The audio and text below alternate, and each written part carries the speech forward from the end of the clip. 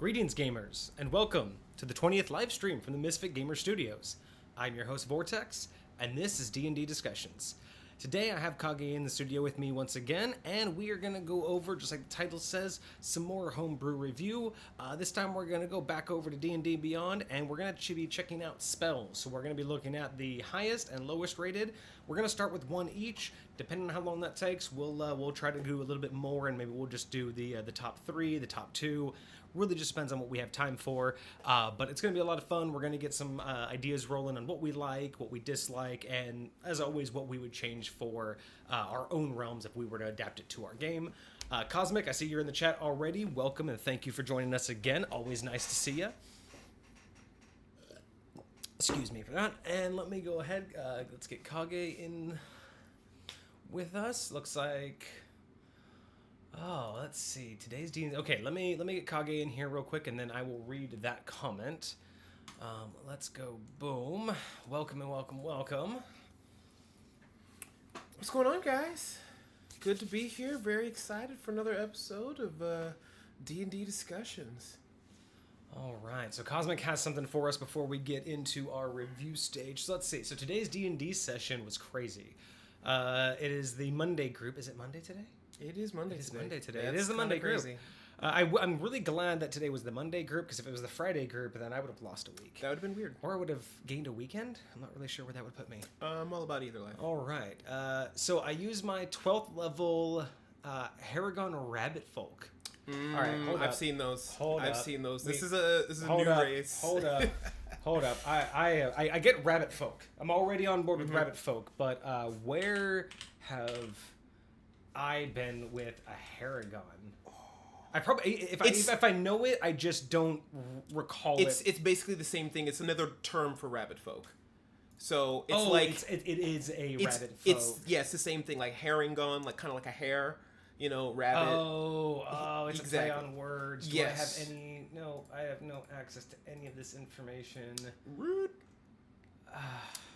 Okay, so a Haragon. I feel like so out of the loop right now. Like, you know what this is. I don't...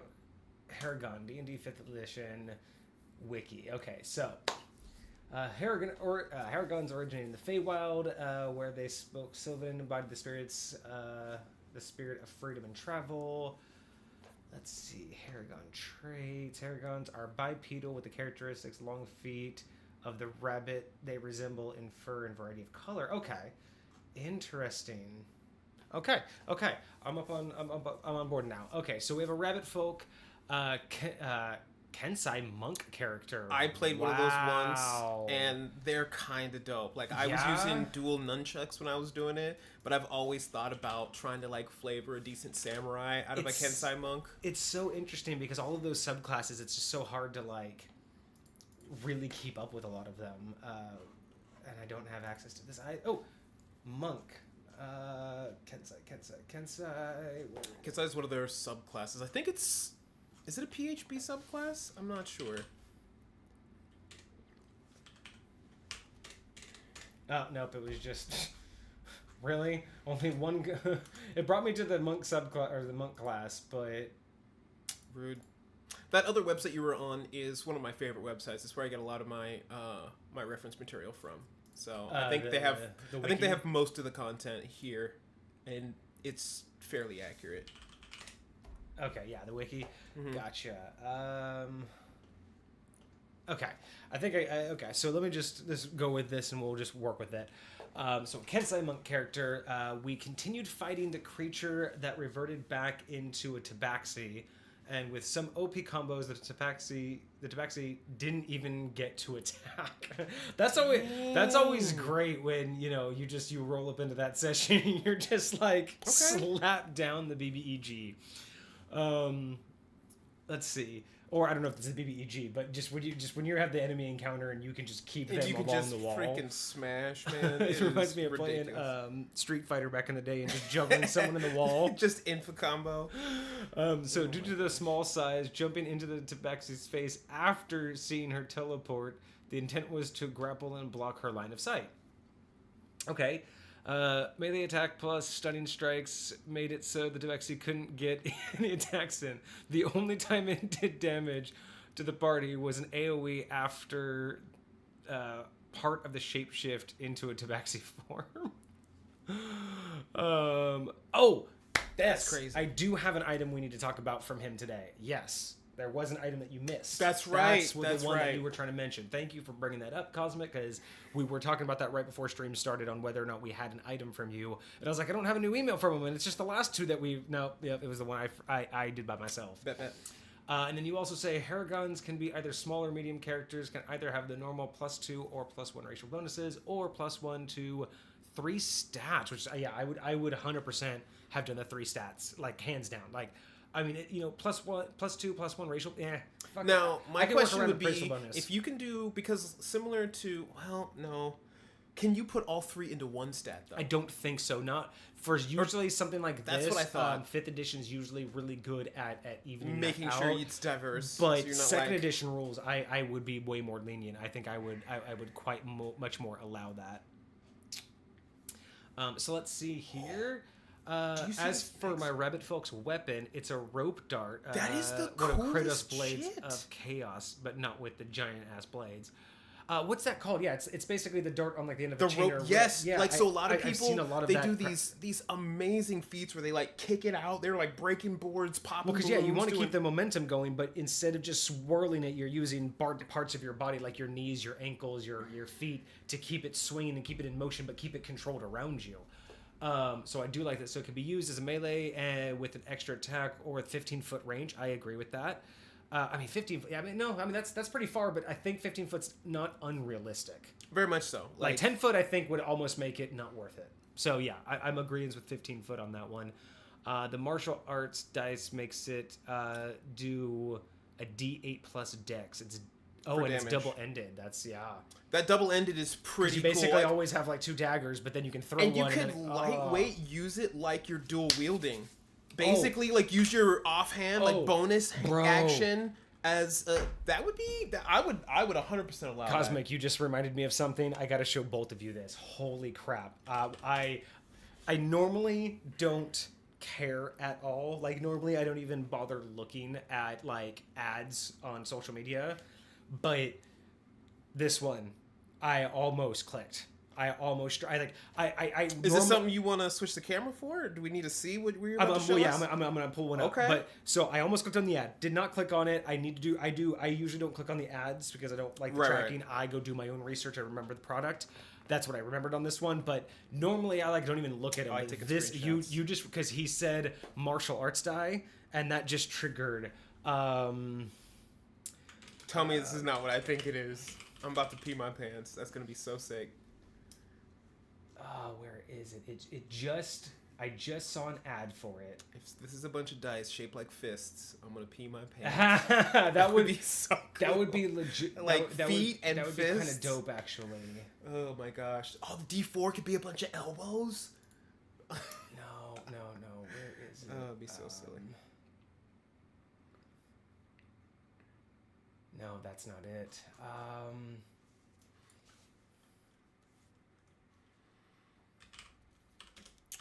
Let's see. So, Kensai monks are really cool, and they can do a lot of extra stuff. And here's the deal. I playing a monk, one of the best things and the most favorite things that you want to do is Stunning Strike. Every time I try... Personally, I just think the DM I was playing with really didn't like me. And because of that, whatever. But every time I wanted to use my Stunning Strike, it never went off.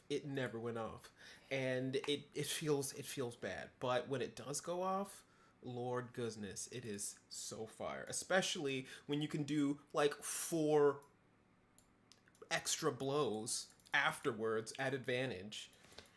Whatever, it's fine. This is what I'm looking for. Ooh.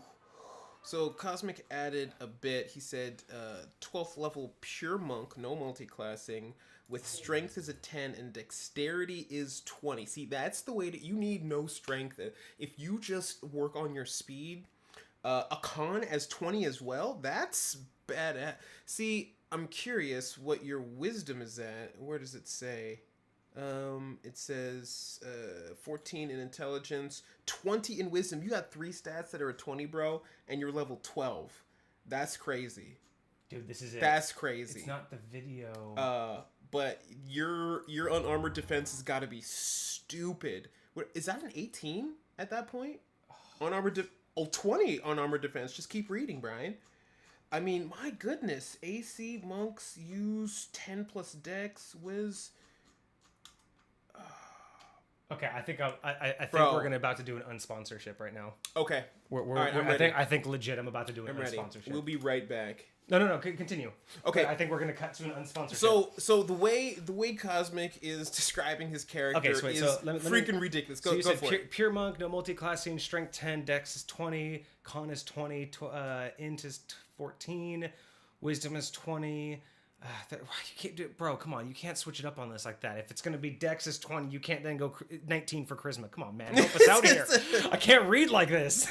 20 unarmored AC. Monks use 10 plus dex plus wisdom for unarmored AC. So ridiculous. Yeah, that's hella ridiculous though. But I mean, I guess that's why he put the 20s in there. 123 max HP, 19 passive perception. Rolled really well. Rolled really well. That's an understatement, bro. Your lowest fucking one is a 10. I mean. Yeah, I mean, 10's kind of a balance, but Jesus, 2 20s and I mean, 3 20s. Oh, 3 20s. 3 20s. Dexterity, constitution, and wisdom. Rolled with an 18 and 2 17s and rolling for stats. I mean, he is level 12, so we could have taken a bunch of ASIs or at least feats that bump his stuff. So I could send my character plus racial bonuses. bonuses. For you, to look at. It gets messy. It would be interesting. I'm actually, if you want to send that over, maybe we'll pop that up a little bit later because I like looking at different character sheets and what people use. I'm really fascinated by that, so we could throw that one in here too. We have a lot to do today now because all of a sudden I have to go over the item that I went over before.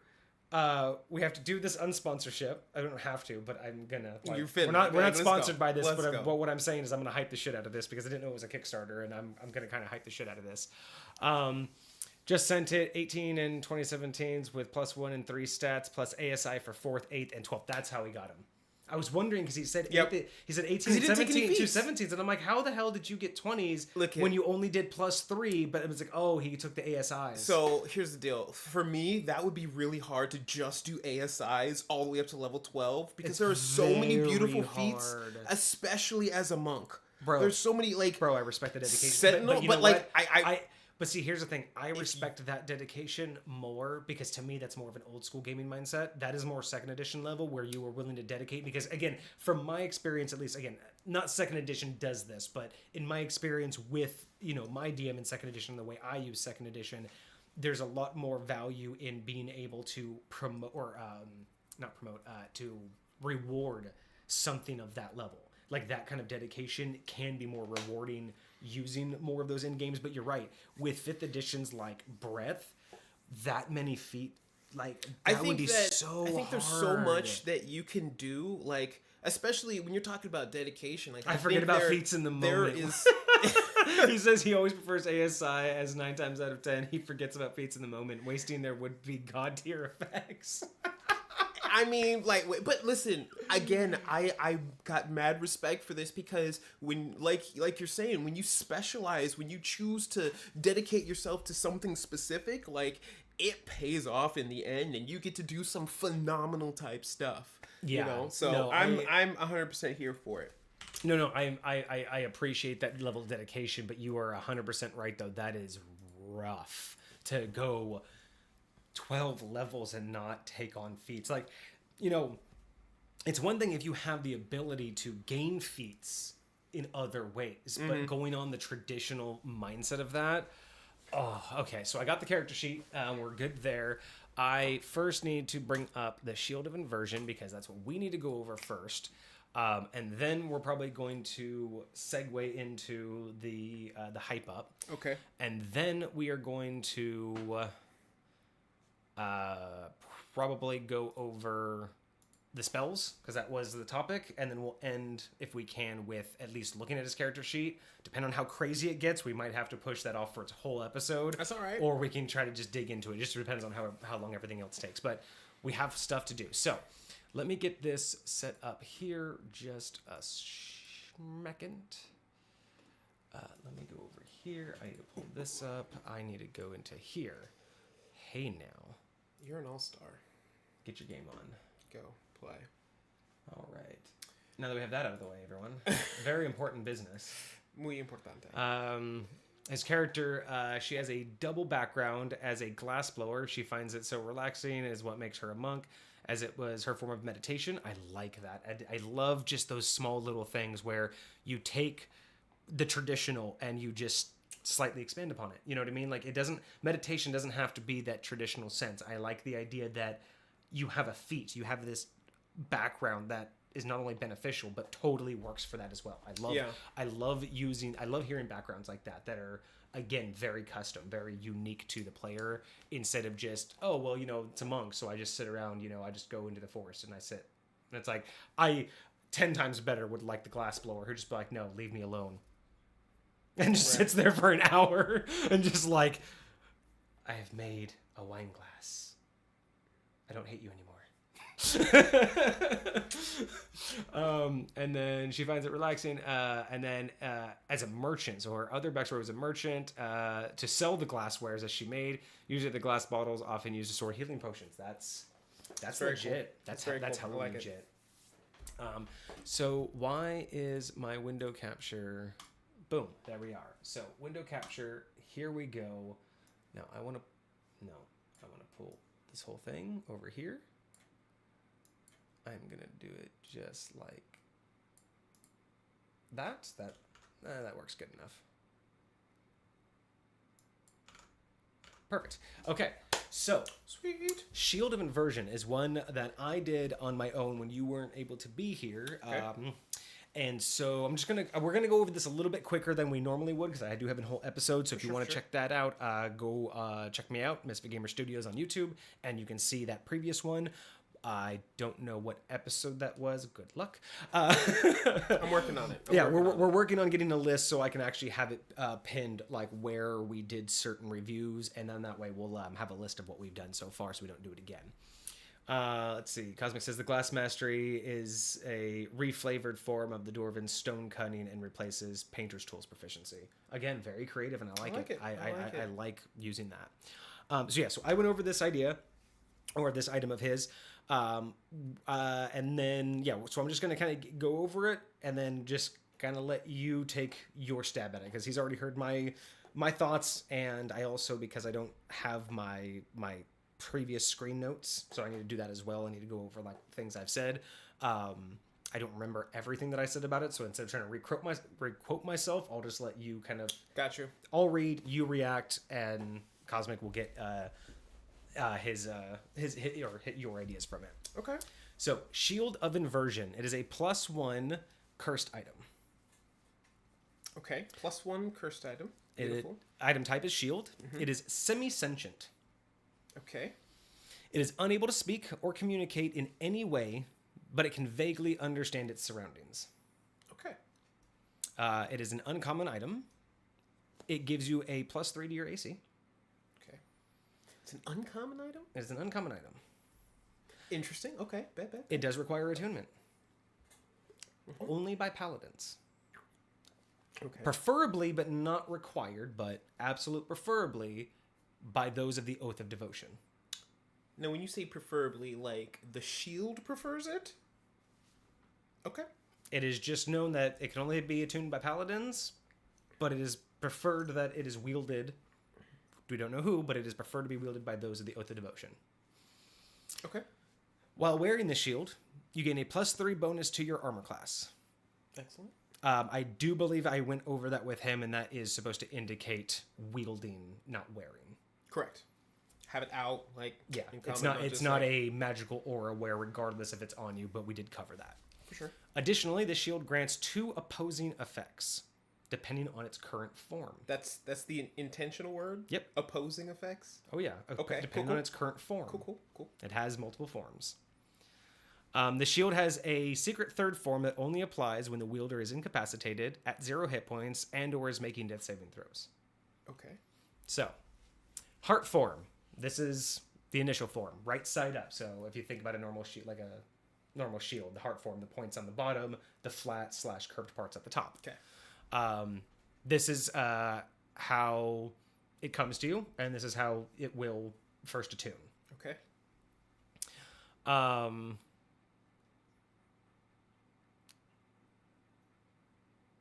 Trying to make sure I shouldn't read this out of order. No, I think I'll read this in the order that I read it in. So, when an attack is blocked due to the shield. So, right out the gate, I'm going to say if you have an AC of 12, and now you're holding the shield, you have an AC of 15.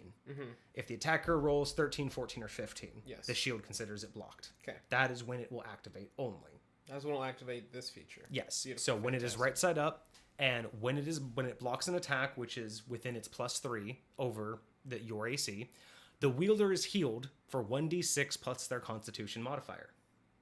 Okay. Cool. In the event you have a negative modifier in your Constitution, it is ignored as to prevent a negative total should you roll low. Okay. It then magically inverts into spade form. So point now faces up, and no matter how you hold it, regardless, it's will now orient itself upside down. Direction.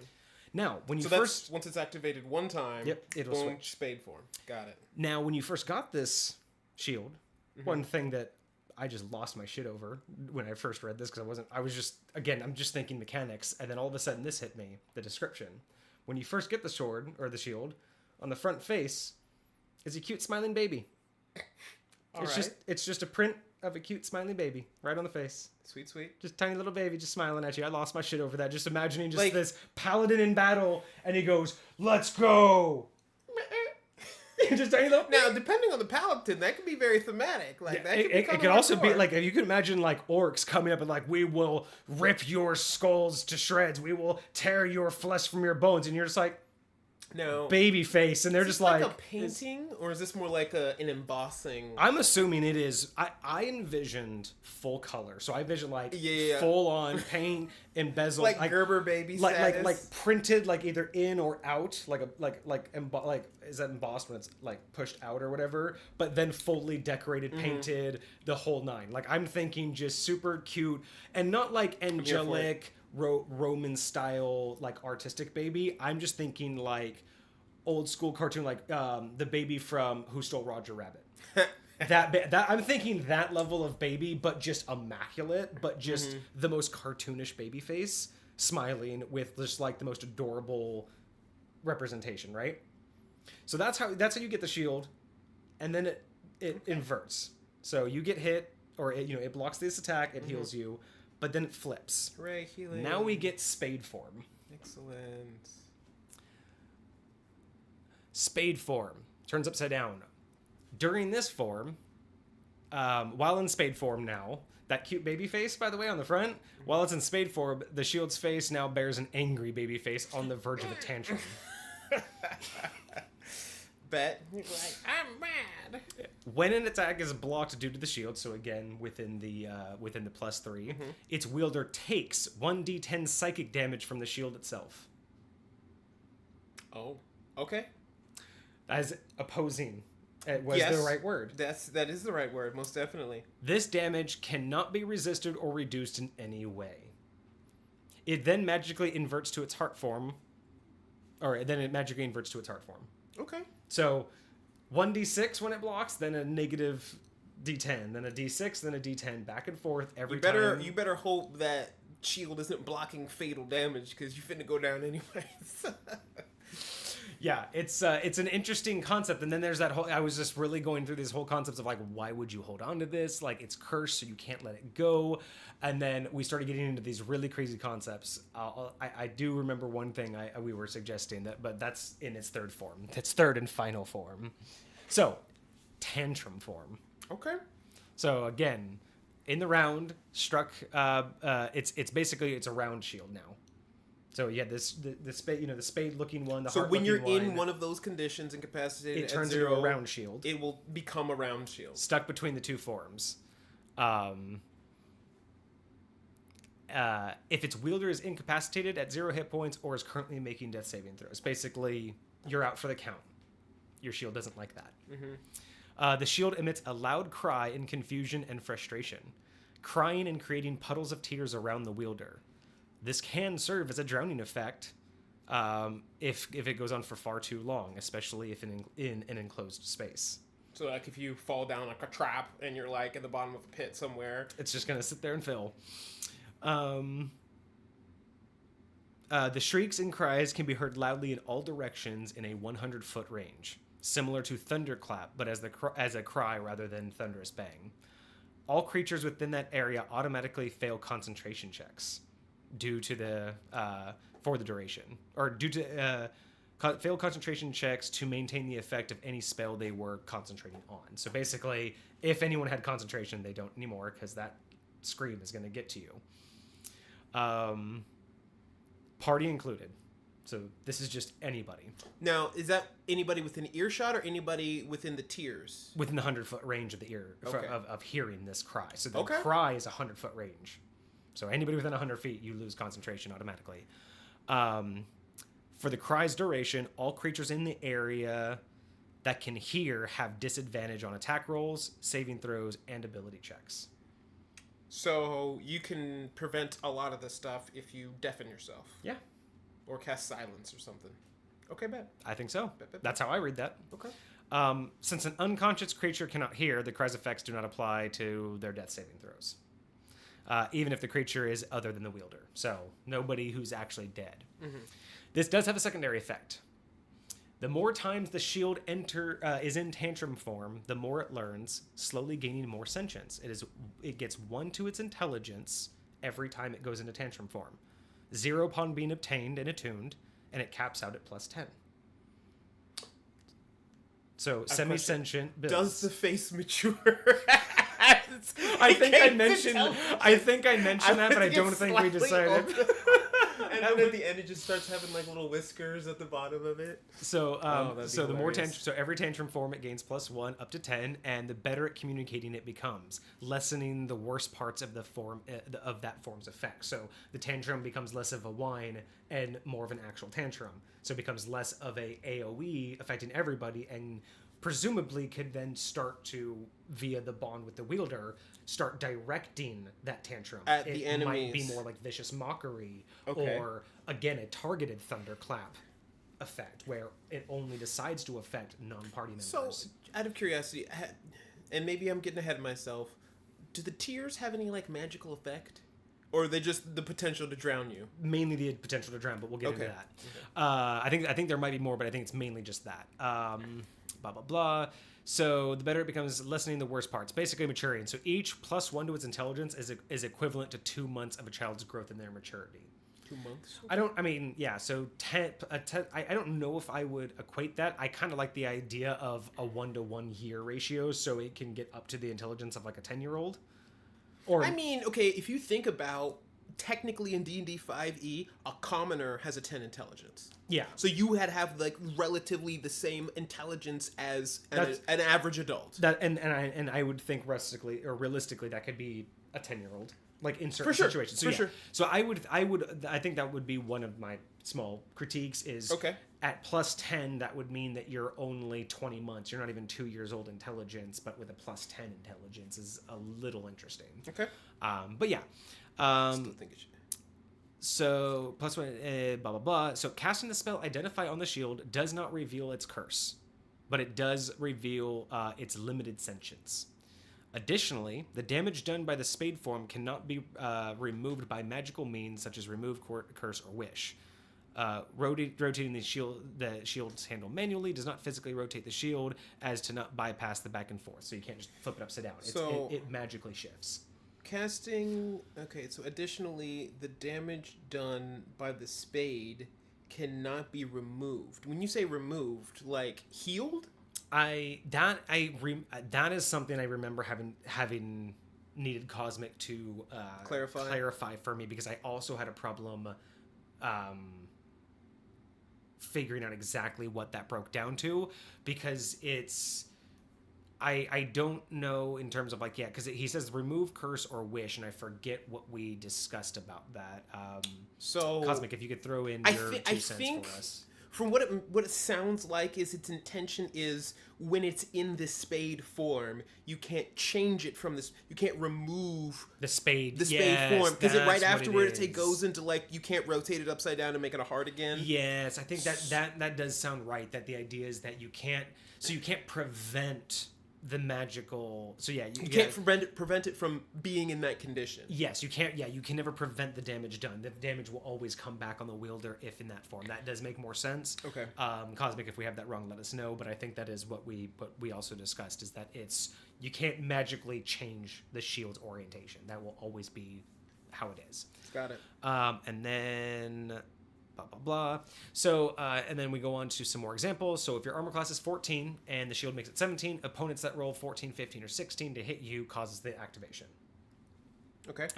When the item is obtained, looted, found in the treasure hoard, bought, or any other method, it's always in its heart form as to hide the item's dark nature. So it'll always start out as a benevolent looking item. Got it. In the case of being bought, it's always in its heart's form as the baby's face helps lure in customers. So the idea would be that you have this giant shield with a baby's face on it. People are going to be like, what's that? It just still blows my mind. This is an uncommon item that gives you a +3. Like, that should be a red flag to any adventurer. Like, any adventurer, so how often you find it in an uncommon item? He does say that it should be able to be healed. It's just psychic damage. There's just no way to prevent or reduce that damage preemptively. Got it.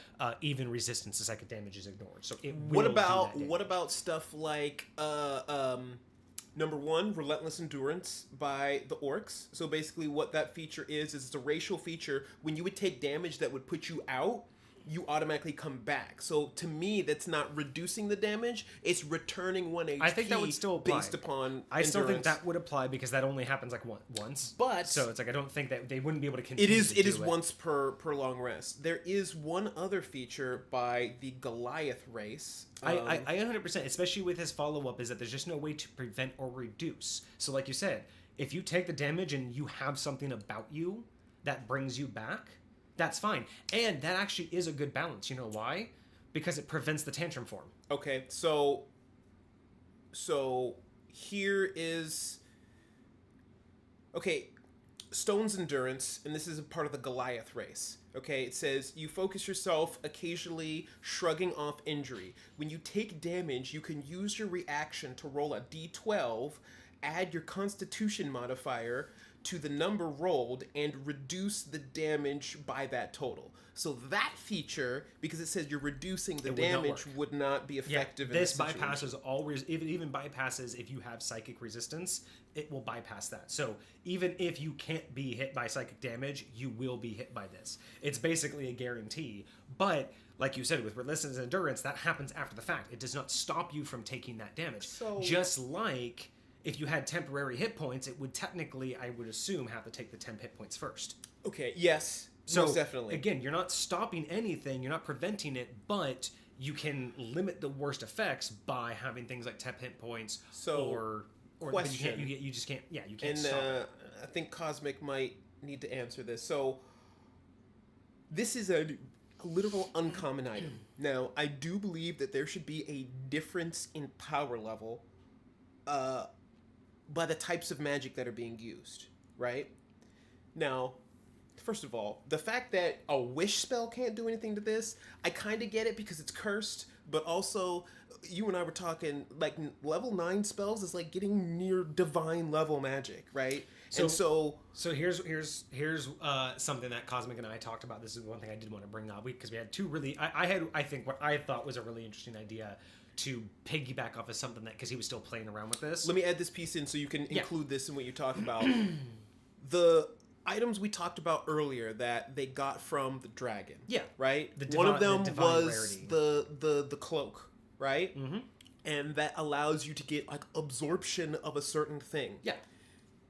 Are we saying that this shield would be able to do damage to you even if you using this divine robe, it would not absorb that if you damage. were the wielder and wearing the robe, yes.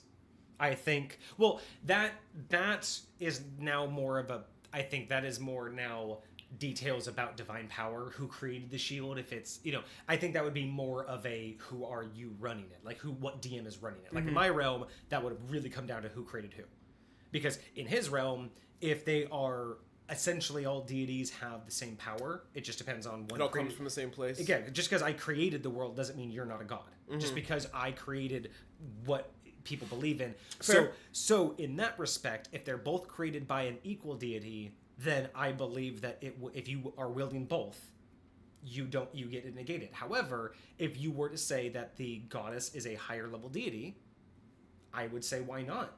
Why wouldn't the shield, once in a blue moon when you have the resistance, could overpower the shield? And again, that I think is 100% more about how you implement this on a storyline level. Right. As is, I think it just reads as is. It would go through that damage. But once you start to piece together the story, well, this is a godlike item versus a paladin, aka godlike item, because it's cursed. It's for paladins, which is interesting. It's cursed for paladins, which is what I'm going to get into in the next segment. But I agree with you. It is interesting that as an uncommon item, it could go through that. But I think that's where those details come down to who made them. Okay. And I think that's where I can get behind that. And then Cosmic says, should be able to be... Okay, shields normally give a +2, and since it's a +1 cursed item, the +3 is just simple math. It's meant to be an early game item compared to the late game robe and elemental. So that's kind of one of the reasons why it's uncommon. Here's another reason why we started discussing potentially more of a reason to call it uncommon and not a higher rarity. But again, I think this is more being pedantic about it. He had mentioned it being more, because I was talking about like, how do you get someone to want to keep this? Because even with a cursed item, why would I want to use it, right? Like, well, even if I finally learned about the tantrum, by the time it damaged me and then turned around and be like, oh, now it's going to heal me for 1d6, but I can't get rid of it, it's just going to go on my back. And if I get attacked from behind, hopefully, I don't have back. Like, again, my idea would be like, I was struggling with, yes, it's cursed, but how do you want to?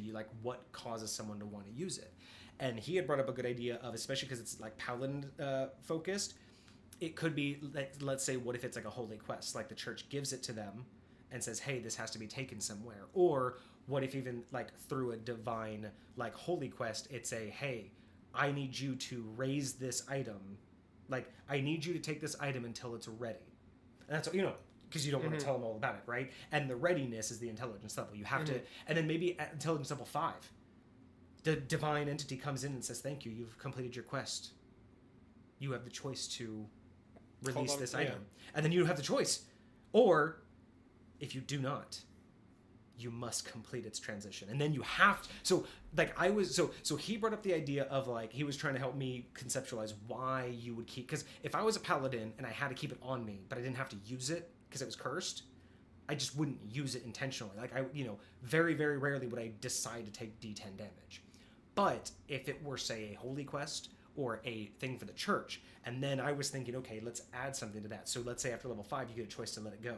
But now it's so integral, and you've been seeing its intelligence go up, and you're talking to it, and it's becoming more helpful. Suddenly, you don't want to give it up, but now you're being given an even harder task, because the better you get, right? The higher level you get, technically the less chance you should die.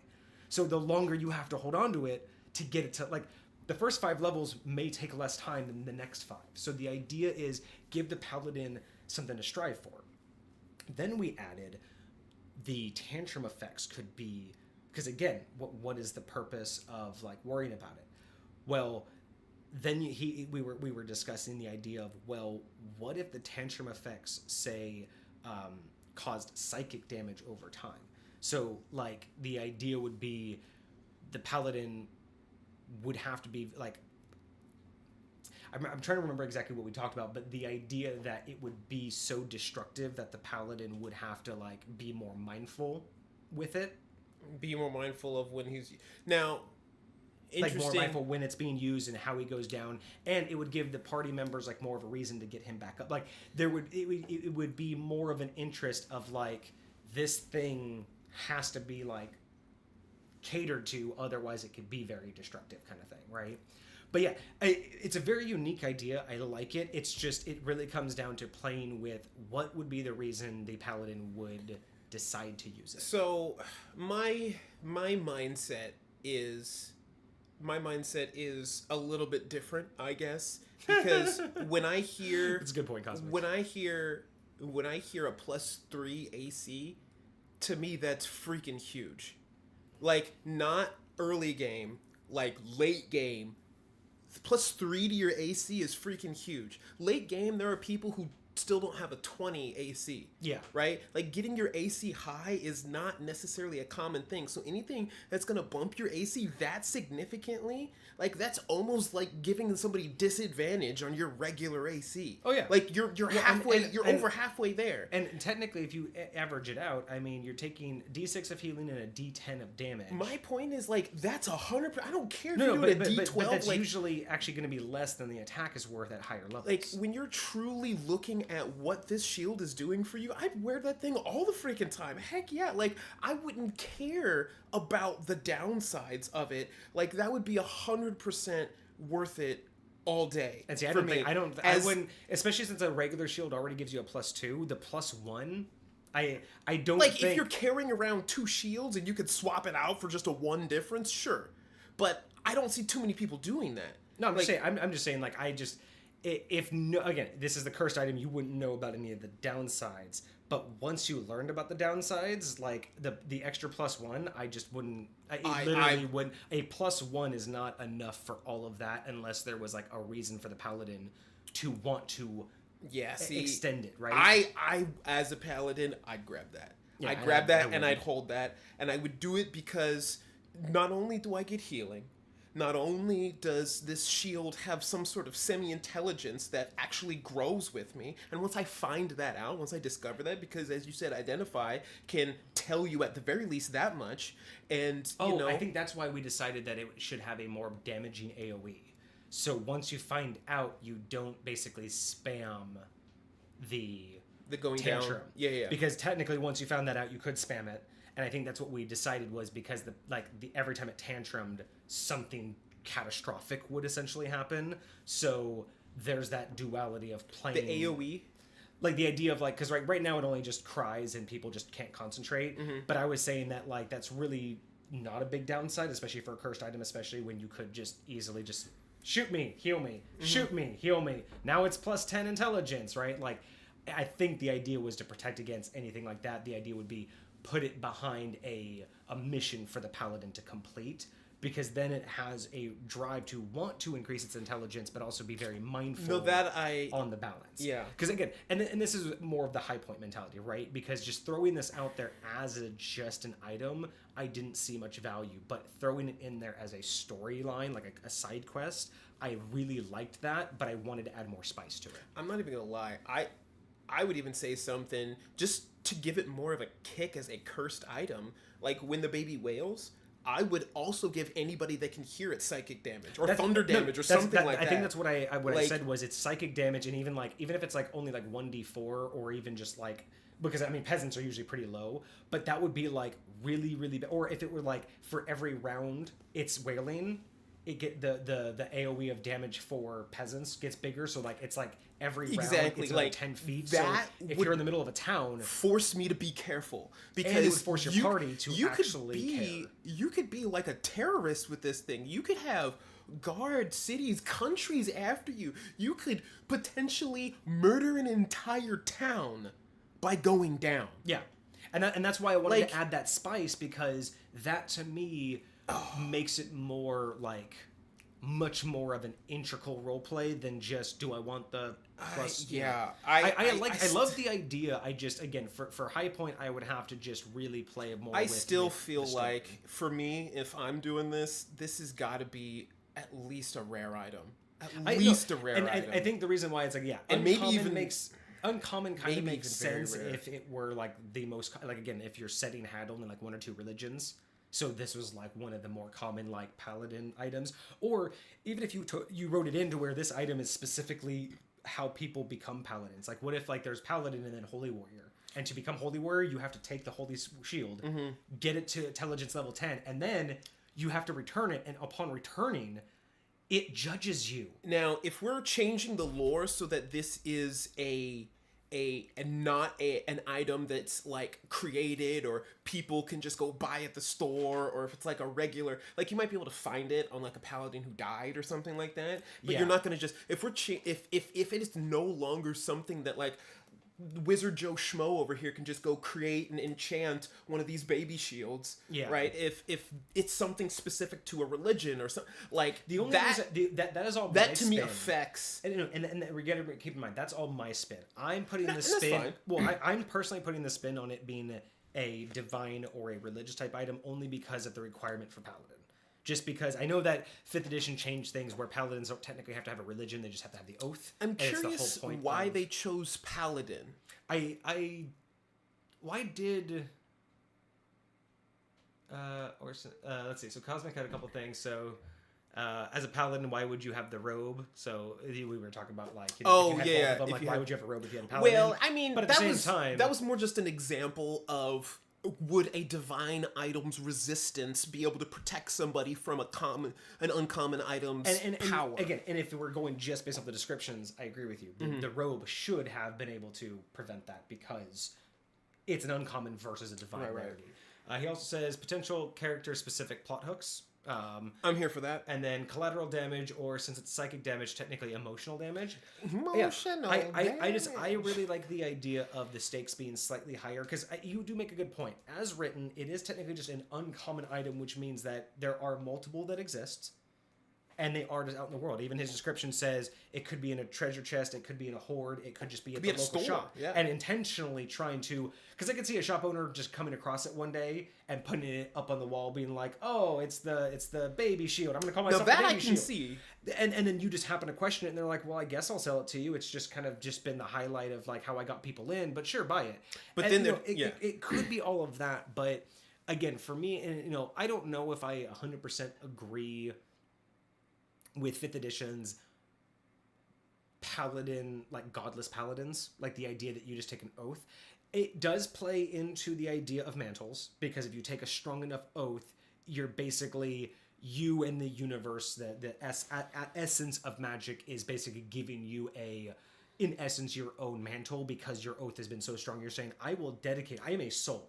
I have one existence in all of this. And I am telling the universe, the ultimate, beyond all the deities, I will dedicate this one soul, this uniqueness, to a specific purpose, just like a god does, right? Like the deities have their spheres of influence, they have what they control, just like everybody has something that they're responsible for. In High Point, to allow that, it would almost have to be that, to where you're basically saying, I am dedicating this soul, this very, very, very important thing that every deity wants, I'm giving it to this purpose. But even in High Point, that's really hard for me to say that a brand new mantle would just be created out of nowhere. There's a consciousness behind it. And to me, essentially, the reason why I don't know if I agree with it, because I like the idea of a directionless paladin versus a deityless one. Like the idea that you can make an oath and that grants you power is where I draw the line.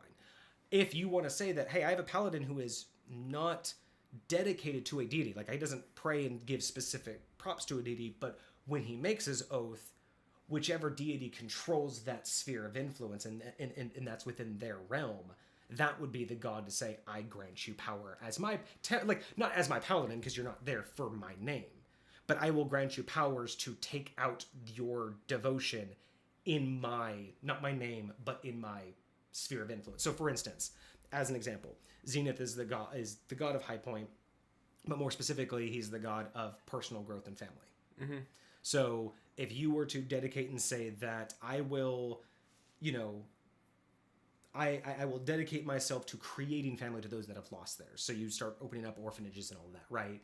And you start building communities that are built on family, and you build, tribes that are all about communal family. You spread the word that it takes a village, right? That your whole concept is no one goes familyless. Everybody has a family regardless of where you came from. That's your whole devotion. So it would be more like, okay, you're going to carry this out. That's what gives me power. More people that believe in that give me power. You're not spreading Zenith's name. You're not spreading the word of Zenith, but you're not spreading the name of Zenith, you're spreading the word of Zenith. Mm-hmm. So Zenith would say, I'll grant you some power.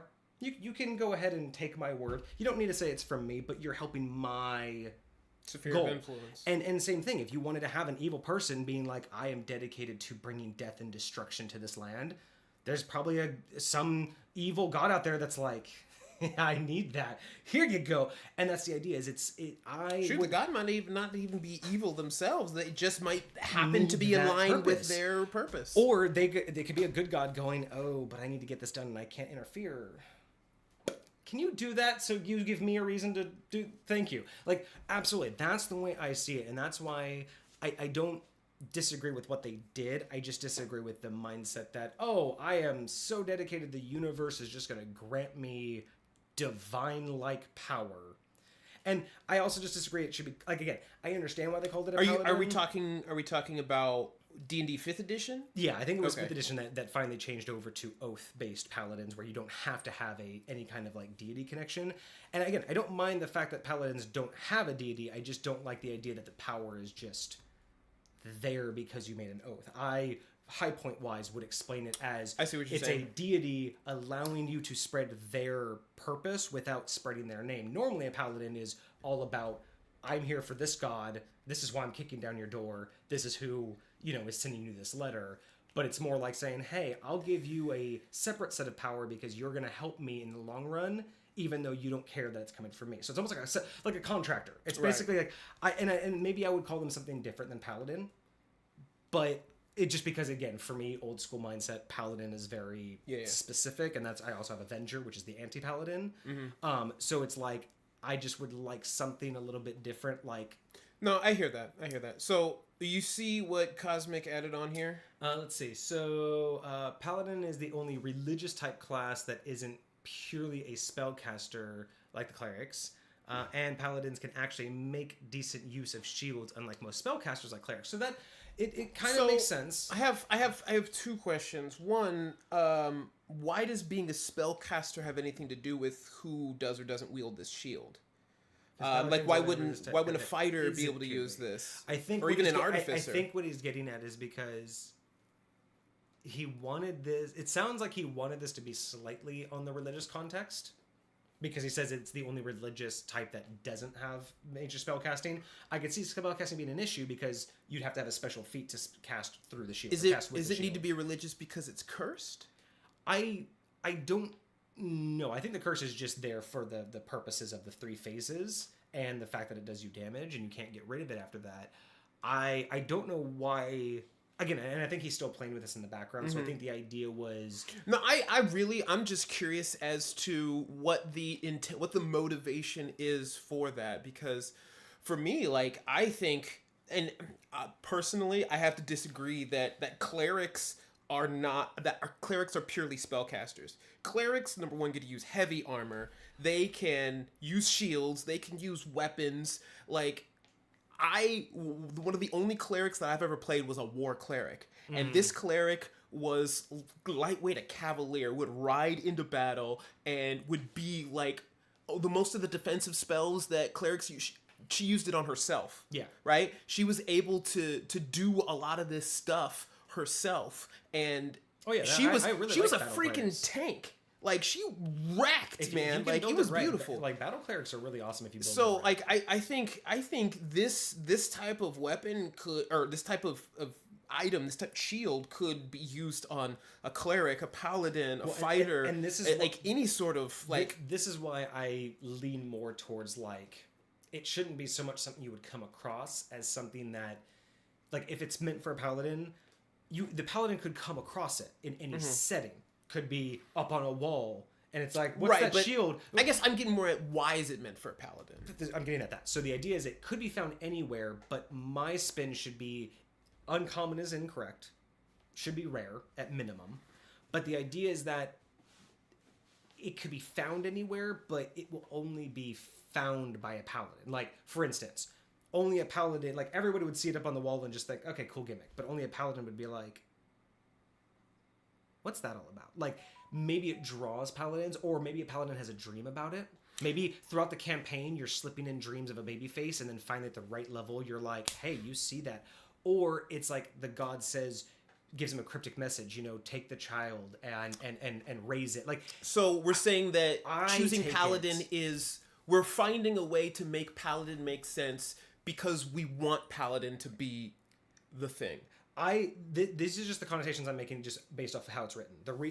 When I read it being a Paladin only attunement, I see that as because it should be more of a testament. Like, paladins are tested, right? That's why they're different than clerics. That is my interpretation of why it needs to be a paladin and like, you're right, and it could be a cleric, but I do agree with him. It is easier to slap it to a paladin because paladins do get tested, and paladins more traditionally are less spellbound and therefore don't need to worry about carrying a shield and casting through it. I think it's more simplicity's sake. He answered my question. I simply wanted to make an item with a paladin connection in some way. Usually, they get more weapon-focused gears. His desire was to create an item that was geared towards paladins.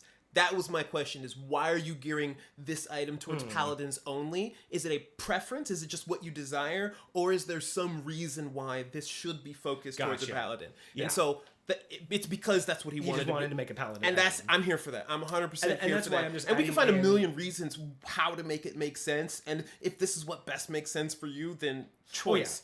So with what we're looking at here, I'm not going to lie, I really love the concept of the inversion. I love the concept of the fact that it's flipped, that it not only helps you, but it hurts you, and it kind of grows with you. I do think I would make it a little bit more challenging, because after a while, theoretically speaking, if you got this to a level 10, it would be the mildest cursed item I've seen, right? Like, all it does is every so often it does a d12 of damage to you.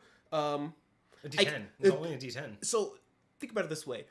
If I end my day, and at the end of the day I am in spade form, and I'm hanging out with my homies before we set up camp, right? I get the fighter to come over here. All right, fighter, come on, let's do some practice. As soon as wait till he hits you. Boom, I take the damage, I go to sleep. Boom, now I got a fresh heart shield for the next day. Totally. Maybe I get the 12 damage throughout the day, whatever the case may be. I get you. That's my mindset, and I would tweak a little bit with the down mechanics, because I do feel like that might be a little. Dangerous. I just think that the tantrum mechanics. But I just think that the tantrum mechanics being more spicy to not abuse, not mass produce it, and B, just to make it more of a actionable item, because it's like, the wielder can drown, but making it a party actionable item, like if the party doesn't handle the situation, people can die. That can also be, or again, but let's say you're in a big battle and you're getting hit with a horde, and you're just like what if you're the paladin in front, right? And you see just like you're just gonna get hit with a horde, and the paladin just goes, hit me, all of you. Just, he's in front of you with his back to you, and he's just like, all of you, hit me. And you basically take him down, and then he just says, run. So you just make him go down, you run, like if we were to do the harder mechanics, and then you just let him sit there for like 10 minutes, just slowly draining everybody. So, looking at this, does the tantrum lasts until he's up? Until he's up. So if he stays down, like if he's technically unconscious but stable, he's still incapacitated. Until he dies. Well, he'd be stable. He'll drown. If he drowns in the tears. Sure, but like, say you're on the top of a hill. Like, hypothetically speaking, you're sitting on the top of a hill. You could just sit there and be this screaming tantrum beacon for all of eternity. As long as just you're chilling on the top of the hill. Not all of eternity. You'll wake up eventually after an hour of being stable, but still. That's why crazy. That's why I think it would be more fun. That's crazy. If it had like AoE damage. No, there's definitely some tweaks that I would make to the tantrum, to making it harder to progress the intelligence, so that not necessarily every time the tantrum occurs the intelligence increases, but like when certain things happen, the tantrum occurs, the intelligence increases. I almost thought that this was too hard to increase the intelligence, because again, you have like a good paladin can be hard to take down. Right, but especially if you want to increase the intelligence, you could do it on purpose. That's what I'm saying. I mean, but risking a TPK? Cast silence. No, but I mean, allowing the paladin... Again, it depends on the build of the party, but allowing the paladin to go down just for the bump. No, like, we're at camp. I'll just take the paladin down a bunch of times myself.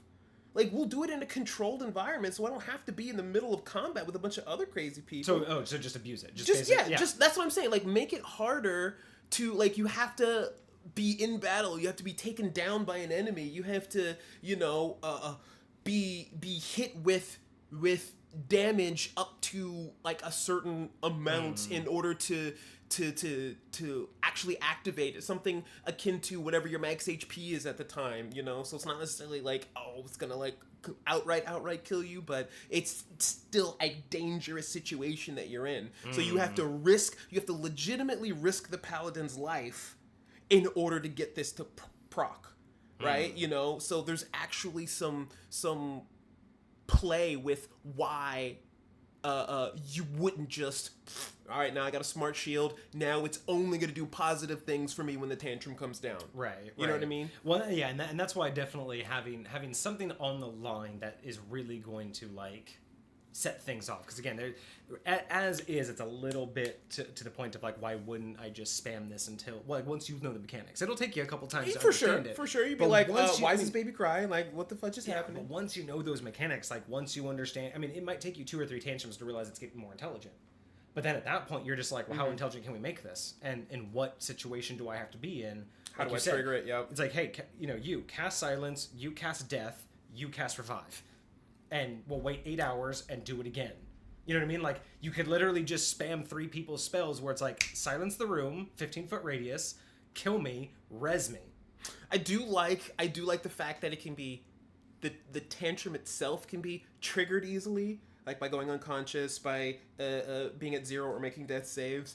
But I think that it should be harder for the intelligence to increase is all. It needs some sort of significant input. Because like you said, it's learning, right? Like that's what the description says. It's like, hey, it's learning from its environment. Well, I would think it needs some feedback, some input to help give it and that. I think this is also why I think it should do AoE damage, because if you're taking the paladin down, especially if that damage goes up every intelligence level, then even doing it with the party means that the party is risking situations. But again, there's always a way around that, right? There's always something that you can do. Sharpshooter. You take it down from 300 feet away. Like, it's fine.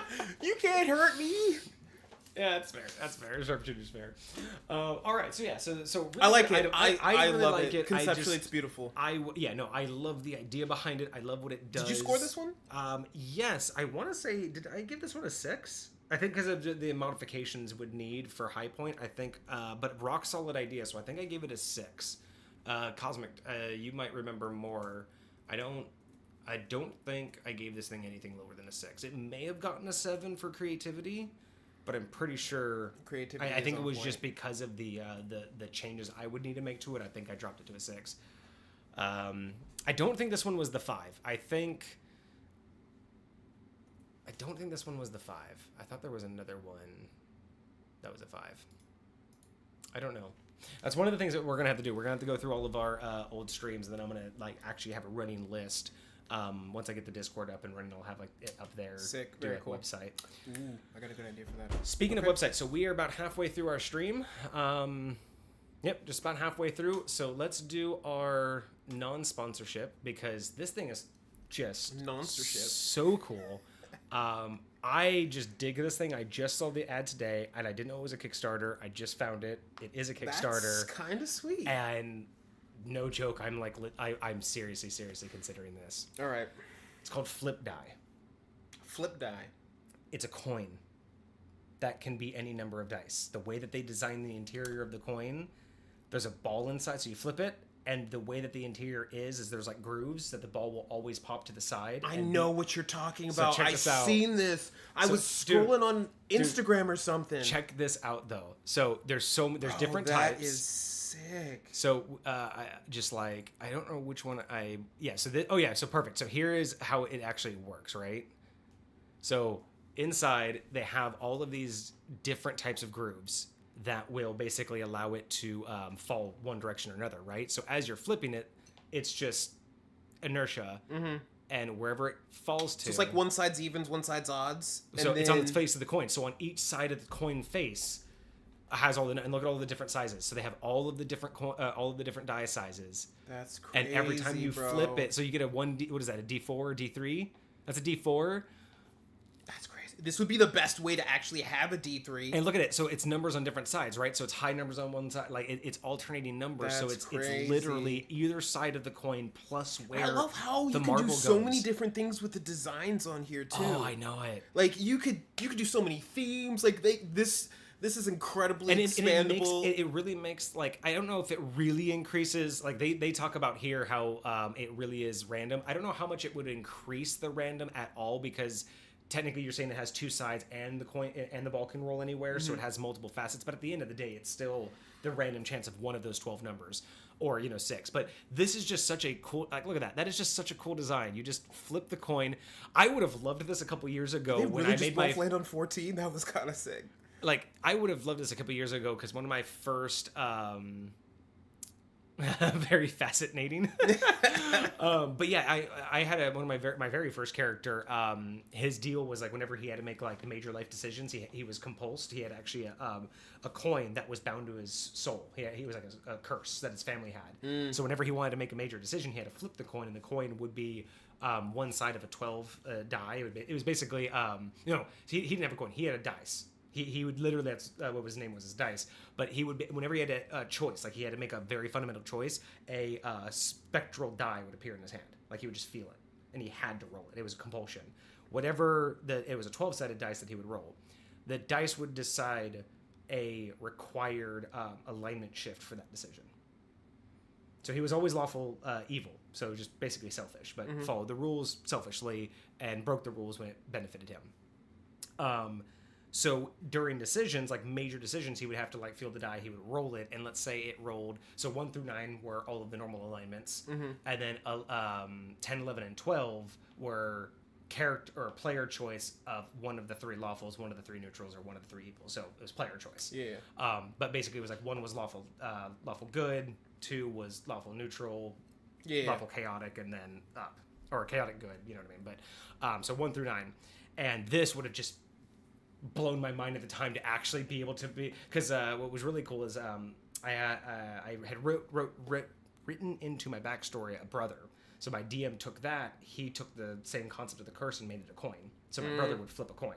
Yeah. Just something like this to add that little extra like spiciness. Very cool. But dude, this is... Dude, these are beautiful, man. Dude, I freaking love this. Dude, so like tested, balanced, and fair. So I actually believe that they have good like quality testing. And it's like, yeah, it seems super easy to read depending on the color schemes. But it's just like, yeah, it's so gorgeous to get different. I mean, and it's an 8-sided die, so you have 4 on this side and then 4 on the other side. So again, it's like, it's not just all 8 on one side. You actually have to be able to flip it to get different numbers. That just look at that. That looks so clean to have those just like stacked up and just which one do I gotta flip? It's like you got chips, baby. Like, bro, I would. And then again, you can flip it and just let it land. You can flip it and do the flip onto your hand. Like, it doesn't matter as long as it goes flat at the end of the day. Like, the whole point is to get it flat. And okay, I cannot tell you how many times I've like rolled something and it's been like caught in the corner or something like. Dude, this would end that. Look how gorgeous. This would end that. Look at how nice that looks. Just that the precision, and this looks really nice too. So it does not look like once the ball's landed, it doesn't look easily to mistake. So if you go to look at it, like if you go to do this, or I'm doing it off camera, but if you do it like this, to where sometimes you see your dice, you have to look at it. That does look like you can tilt it, and it won't fuck up right away. That's kind of what I was talking about, because a lot of the times, rolling real dice, it'll get stuck in a crack. It'll not be on like a specific you won't thing. Really know like what the you're number not is. Gonna have an issue like that. Wherever that ball shows up, it is clear. And even if the dice is like on an edge, like even if you like had an edge here and the dice landed like this, technically it's still going to point to a number. You can still call it. It's gonna show up somewhere. It's not gonna be a question. Like wherever you see that ball, you can't see it in multiple places. Ooh, so this is kind of cool. So this is their fairness comparison. So you can see here that they have a Chessex dice, game science predictions, and their flip dice. So how many times each one got rolled. And it's like it's not matching any of them, but it's also But I mean, they all equal. fluctuate. Yeah, and they all fluctuate relatively equally. I mean, you can see here, like, you have the 2 highest peaks here. You have 2 higher peaks located here. Like, there's nothing significant. Like, there's a couple. Like this one over here. There's the the 14 is a lot higher on the green than it was on the Chessex, yeah. And the game statistics say that you shouldn't get 14 that often. But again, this one's just showing that there's a pretty even spread of all numbers. Exactly, and I love that. I really, really do. I'm really okay. So hard soldered. I was wondering how they keep it really there, but okay. So they solder it. So that's really nice. So yeah, so a hard solder. Hopefully that does make that this. I mean, I don't know who's going to be hitting it with a hammer, but for sure. I mean, when you're flipping around, you don't want that thing busting in half and tossing that marble. I will say, a concern of mine would be something to the effect of, hey, somebody spilled soda, and it got inside of here, and now like it's all sticky. And so now, I mean, yeah, you can spray it off. But I mean, alcohol. How well are you going to be able to get inside there? Alcohol. What's that? You would just soak it in alcohol because it's all metal. You can literally just put Would that mess up the paint job or whatever they got on the outside? I don't think any of these are painted. I mean, they look because it's stainless steel and everything. It shouldn't. It shouldn't. I mean, unless they're actually painted, that shouldn't. Most of that should just be actual like plating, and alcohol shouldn't. Because I mean, that's how you would clean tools with alcohol. So yes, clean tools with alcohol, metal tools, glass tools. So it would work. I think if anything spilled on it, because... I mean, I'm thinking more of inside rather than on top of... No, I'm thinking, yeah, because it's fully like that, especially if it just happened, just go take it to the sink and rinse it out. Like, for sure. If something dried up in there... That's what I'm saying. Like, if somebody was being silly or somebody borrowed them and they didn't clean it right away and they gave it back and it was on, I'm like... You really gonna ruin my coin like this? Oh, here we go. Check this out. So metal dice are made with zinc alloy and stainless steel ball bearings to make them corrosion and rust resistant. If they ever get junked up, you can wash them with water and rinse them dry, and toss them. Okay, so they don't really say that there's any like guarantee that you can clean it, but realistically speaking, there'd probably be some way to clean it out because it's That's actually fair. accessible on the inside and open, and it has an open cavity. Luckily, clean shouldn't be that big. I mean, if you could get a powerful enough, hose, I feel like you're definitely going to be able to hook it up. This is a really cool idea. Just throwing all your dice at once. Just okay. So, what would be really interesting if they made a single die? No, that wouldn't work. You'd still need 2 of them. I was going to say like a single coin that could roll you advantage. You could. 2 balls. 2 balls. Easy peasy. You just can't have the same number. You just have to. You have to. Actually, yeah. Well, you could have the same number. No. You could have the same number because what happens if you couldn't get into the same thing? Double 20s. No, but they couldn't get into the same hole. So if you rolled 1 coin with 2 balls in it, but here's how you solve that. I got a way to solve that. So you have a coin, and it has 20 numbers on one side.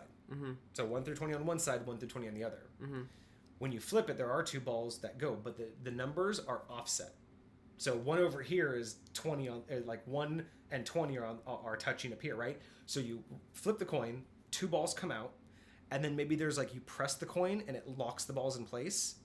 And on one side there's 2 different colors. One side is one thing, and then you flip the coin as you're squeezing it, and it like basically would lock the ball in place. And then you see the other side. I have another and those idea. are the 2 things. If you separated the 2 halves, so 1 ball only rolls on the top half and the other ball only rolls on the bottom half. Oh yeah, and then you can put the numbers around the side or something, or no, just on the top. Yeah, because then you would just see 2 balls coming out and sticking out the side, and you would just look around the edge. Mm-hmm, mm-hmm. Dude, they could probably do an advantage dice. That's cool. That would be cool. But yeah, dude, this is really cool, dude. I love that you found this. Dude, just that is absolutely. Here. Let me put. That is beautiful. Like, I want these so bad. These are just gorgeous, and I'm really curious how many like designs they're gonna put out. Because right now they just have all the coins, but like, look at this. So coming soon. So they have the dragon set. They have antiquated silver, and I love that bronze. The 7 realms, bro. Bro, that's so dirty. I freaking love it, dude. Can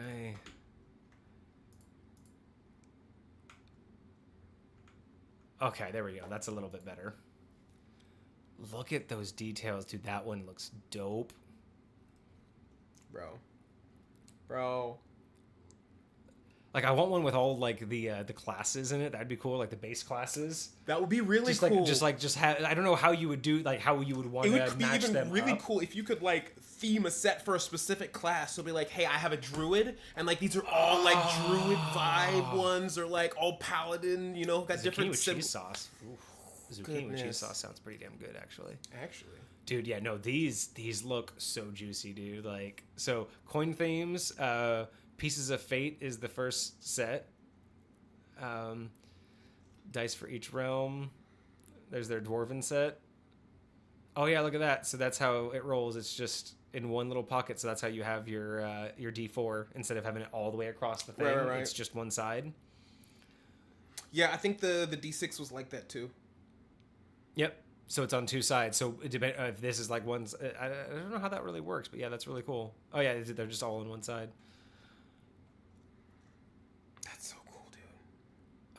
Boom, boom, boom. Yeah, just one on each corner. I do like that they show the interior so you can actually understand the science and the physics behind how it rolls. Oh my God, look at that. Look at that. So not this side, but look at this other side. Come on. That's oh, so look at that. Oh my God. The crow piece. That one's all right. I like the vampire. Oh, it's percentile die. Look, they did both. They did they did 00. So this is your this is like you can get 2 of these and do percentiles. That okay? Because you would need 2 of those. You would probably want a you know what would be interesting? Well, they'd have to make a much bigger die. They'd have to. I was like, if they could make one that you didn't need 2 dice for, it was like an actual D100. Oh, look at that! You got Medusa on one side, and what do we got on the other? Oh, like is that like Angel? That's not Angel of Death. I don't know what that one was though. Oh, this is very cool. That D20, look at that. That's gorgeous. They did so good on. I want to see these in real life.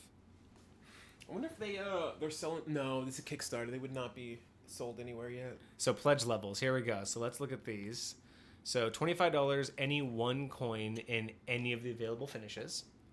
$99, 1 set plus a rolling mat. Includes the custom box full art sleeve in available finishes. $182 gets you 2 sets and 2 mats. $260, 3 sets and 3 mats. $750, all 10 sets and 10 rolling mats. Listen, if you're putting down $750, you better have like a whole D&D clan that's out here going to be rolling these dice. Yeah, that's so cool. I would want at least a set. I'm considering doing the $199. I would want 2 sets, but available sets. So you can get any. I'd probably end up getting the 7 Realms set just because of the multicolor. Like the silver is just not enough.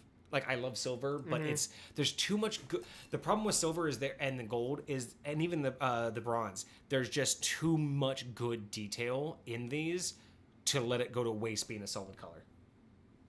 The 7 Realms, hands down, makes all of the detail work.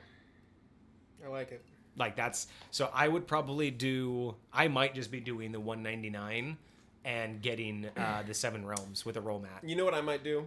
Oh. Just because I really want to experience this, I might just do the 1 for $25 and get a D20. Yeah.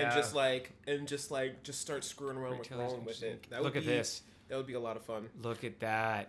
Fucking concept idea for a chest. These guys are gonna do good. I really hope add-ons. Their Kickstarter. Oh, check that out. So your pledge for $25 and $100 is 1 coin versus 1 set and a mat. But your add-ons, so $25 for your first coin and then $20 for each subsequent coin. So that's nice.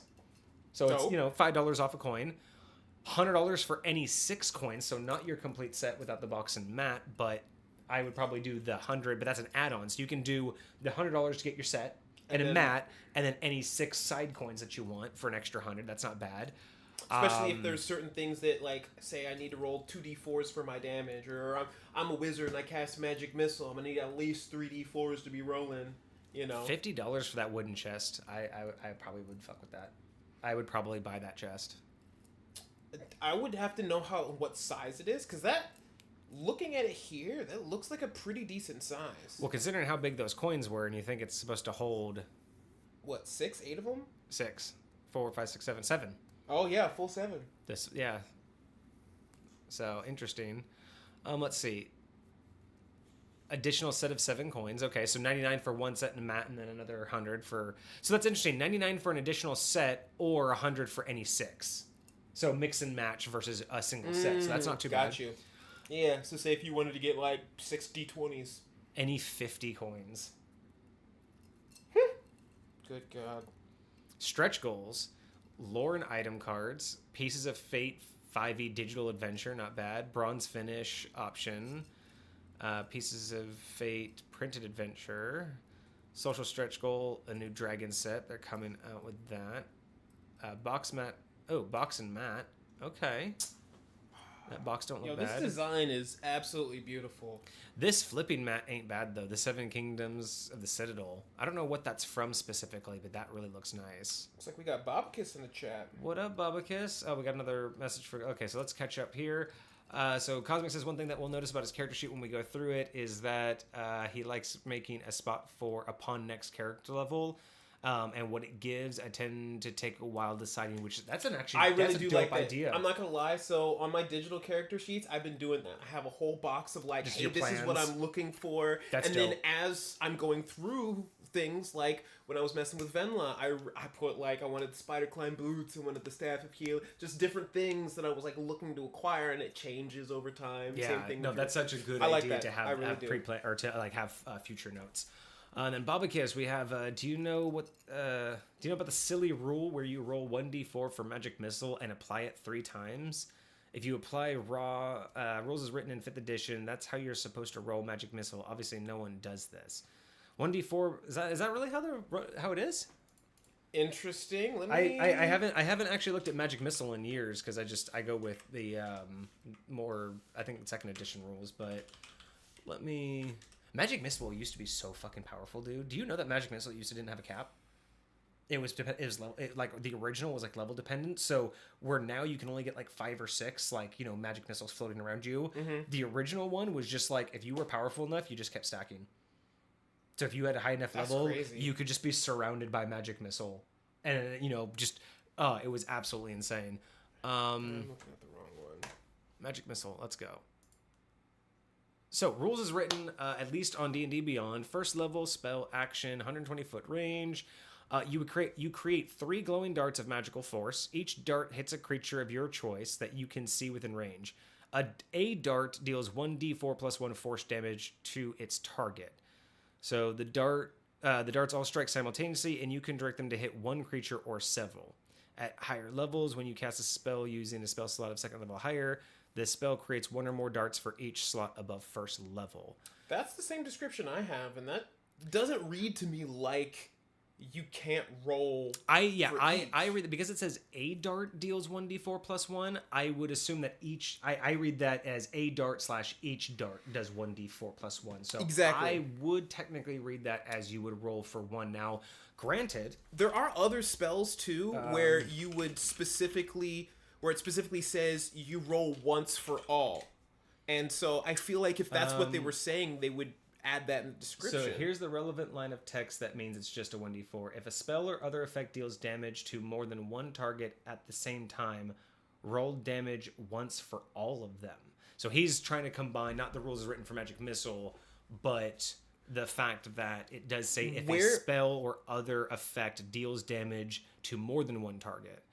Cosmic says, I think I want to make a backup character. Okay, so we'll get into that in just a second. So yeah, so Bobakiss is saying that there is a different part of, I'm assuming the DMG, that says if damage is split, you roll it all at once. Other effect deals damage to more than one. I think that rule is like AoE though, where it's like if I hit you with something and it's going to splash damage, all of it is rolled at once. But So like if more than one people were in my moonbeam or somebody was like casting I don't think fireball. Magic Missile counts because I think it would break down each dart as an individual attack, not all as one attack. But his does say a spell if a spell would attack. That's it. Yeah, no, and that's interesting. That's one of those really weird like multiple layered kind of things. That's why I'm looking for Crawford's ruling. Oh, hey, check it out. Crawford came in. Those at the same time. So I'm putting up the whole thing. So Crawford has spoken. Magic Missile rules is written. You roll 1 damage die. See damage rolls, which is what Bobakis is referring to on the Player's Handbook, page 196. And then RIA, is that like... Because rules is written versus rules as implied or intended. Yeah. So rules as intended, he says it doesn't matter, you choose. So Crawford says it officially was never intended to be limiting. However, he does specify that if you are using rules as written to a T, Bobakis is right. It is technically a single die roll. And I would say for me, that determines if you read the line that says... at the same time, meaning in one casting action. Because for me, at the same time doesn't necessarily mean one casting action. Because even, like, so I've been watching a lot of gameplay of Baldur's Gate 3, right? Mm-hmm. And so when Magic Missile hits, it's boom, boom, boom, boom. 1, 2, 3. Right. It is next to each other, and so they are all different instances. But the spell itself is still all at once. You're not saying I'm using one of my missiles this round and then waiting. So I think that's why. And see, that's why I said casting action. That's why I said casting action. If you read at the same time as one casting action, then that makes sense. But for me, if my players are coming to me and they want to have an argument, remember what the language says. Again, this is purely the rules as written. If a spell deals damage. So it's not about action economy. Keep reading. If a spell deals damage to more than one target at the same time, that is the phrase that I'm talking about. Because that can be interpreted differently. I don't think so in the sense of casting the spell. Because like even though there are 3 instances of attack, the idea is that Magic Missile visually may hit 3 separate times, but it is still a single attack spell. It still is attacking all at once. That's why, because you have the choice on. It's not. I don't see it so much as 3 attacks as more of its damage. It's not 3 attacks because it's damage divided by 3 in any way you want it to be spread, but it's still at the same time in the sense of the spell goes off.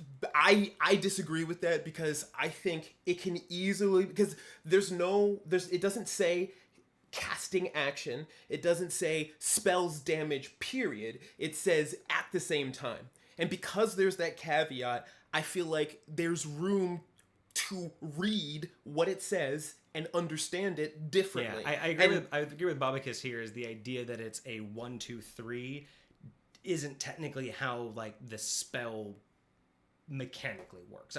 Visually it makes sense to envision it like that, but I really don't think that in terms of like again with Fireball, when you think about it, do Fireball, that would count as the same thing of you don't have to roll damage for each person. The idea is that it's 1 damage, how it gets hit. So I mean, again, rules as written is always one of those really weird things. Very much so. You can get so pedantic about it, but that's why I also like. I mean, I'll say this, like I'm not like a fanboy of Jeremy Crawford, but I do respect that he is, at least for 5th edition, the end all. Like I at least respect that his decision is final because he's the dude that wrote the fucking book. You don't argue with the guy who wrote the book. But at the same time, I'll agree with you. I don't necessarily always agree with his intended. For sure. And like I said, like I'm reading it this way because when I'm playing with my players, again, like the whole reason I'm following these rules in the first place is because they make sense, right? Yeah. And so if somebody brings me an argument that makes sense, then I'm gonna take the argument that makes sense, and I'm gonna like that's what the purpose is there for. Like I'm not gonna arbitrarily be like, oh, you know, you can do whatever the heck you want. Well, sometimes I do, but that's a different story. No, but the whole purpose is like I do like how he says it doesn't matter, you choose, because breaking it down by an individual D4 does make sense. And again, I think what this also brings to light too is how do you approach Magic, right? Because if you look at it from the rules as written 1 D4 roll. Because it's basically, you roll a d4, is basically it's a d4 plus 1 times 3 is realistically like the damage roll, right? It's a 1d4 plus 1 times 3, not 3 times. It would be a d4. Well, I mean, I think that's what's being discussed, but that's the idea is theoretically what Magic Missile is. It's a d4 plus 1, multiply that number by 3, then divide it into 3 equal pieces of damage how you choose. But I've never heard that. Or I've never not that I've never heard that. I've definitely heard like people go with that, but what I mean is like I've never felt like that's what it means. No, and I've never felt that's like why I that's like the what it intended. means. I think the intended for me has always been that they're individual pieces of damage instead of equal. And that's really where it comes down to is it was originally written to be I don't think it was originally intended. I don't think they originally wrote those two things to match. I will say I think it's one of those situations where D&D was written over so long that you have rules that do that. You have a rule that was meant for Magic Missile, then you have a rule that was written for like combat economy. I think that something that I would say for this is because Magic Missile is one of those few I think it's the only spell that I know of in D&D that's an auto hit. Because of that, and because it does the thing that it does every single time so consistently, I would even say that in my mind, Magic Missile should not even be a roll. It should just be a flat damage. Like, you would just do a certain amount of damage with each missile. You know, like maybe like take the average +1 or something like that. So if it was you would do 3 damage every single time with each missile. Like that's just what it is because you're just doing damage. Like that's what Magic Missile is. And so isn't Hellish Rebuke also auto hit? No, I think Hellish Rebuke is a saving throw. Let me check. You might be right. It's either that or is it Eldritch Blast? One of those, I think, is also... Hellish Rebuke is a dexterity saving throw. Eldritch Blast.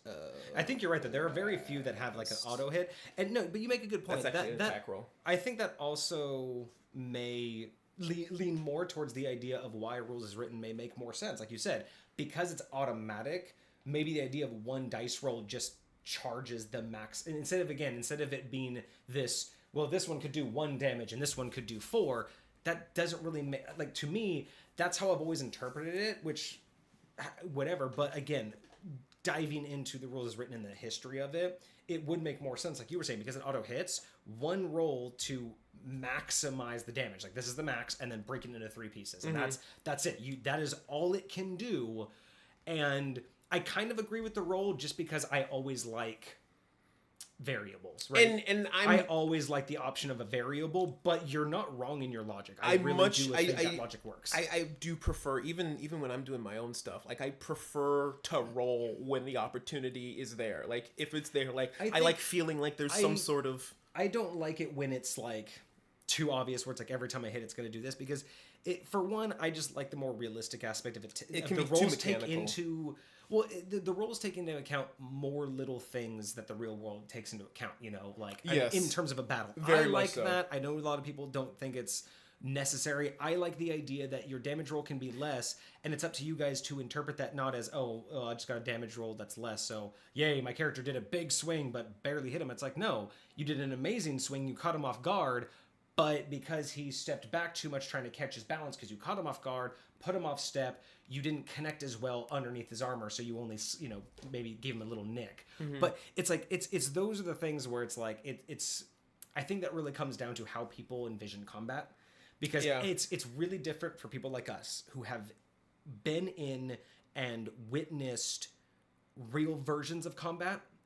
And I don't mean like my military history, but like you with martial arts, you've been in tournaments, you've trained your whole life, you've done sparring, you've actually competed. So you've actually done that level of combat. I don't want to say structured combat, but you've done combat on the professional level, and where I have done it on more recreational with the SCA, where it was more medieval fighting with not blades, but I mean, sticks that will break bones and actual real armor. That's no joke. And we learn the actual tactics. And this is why I have such a unique approach and why I have such a staunch viewpoint on D&D combat, and which is why I'm actually very much a contrarian with the majority of people out there who hate on D&D combat.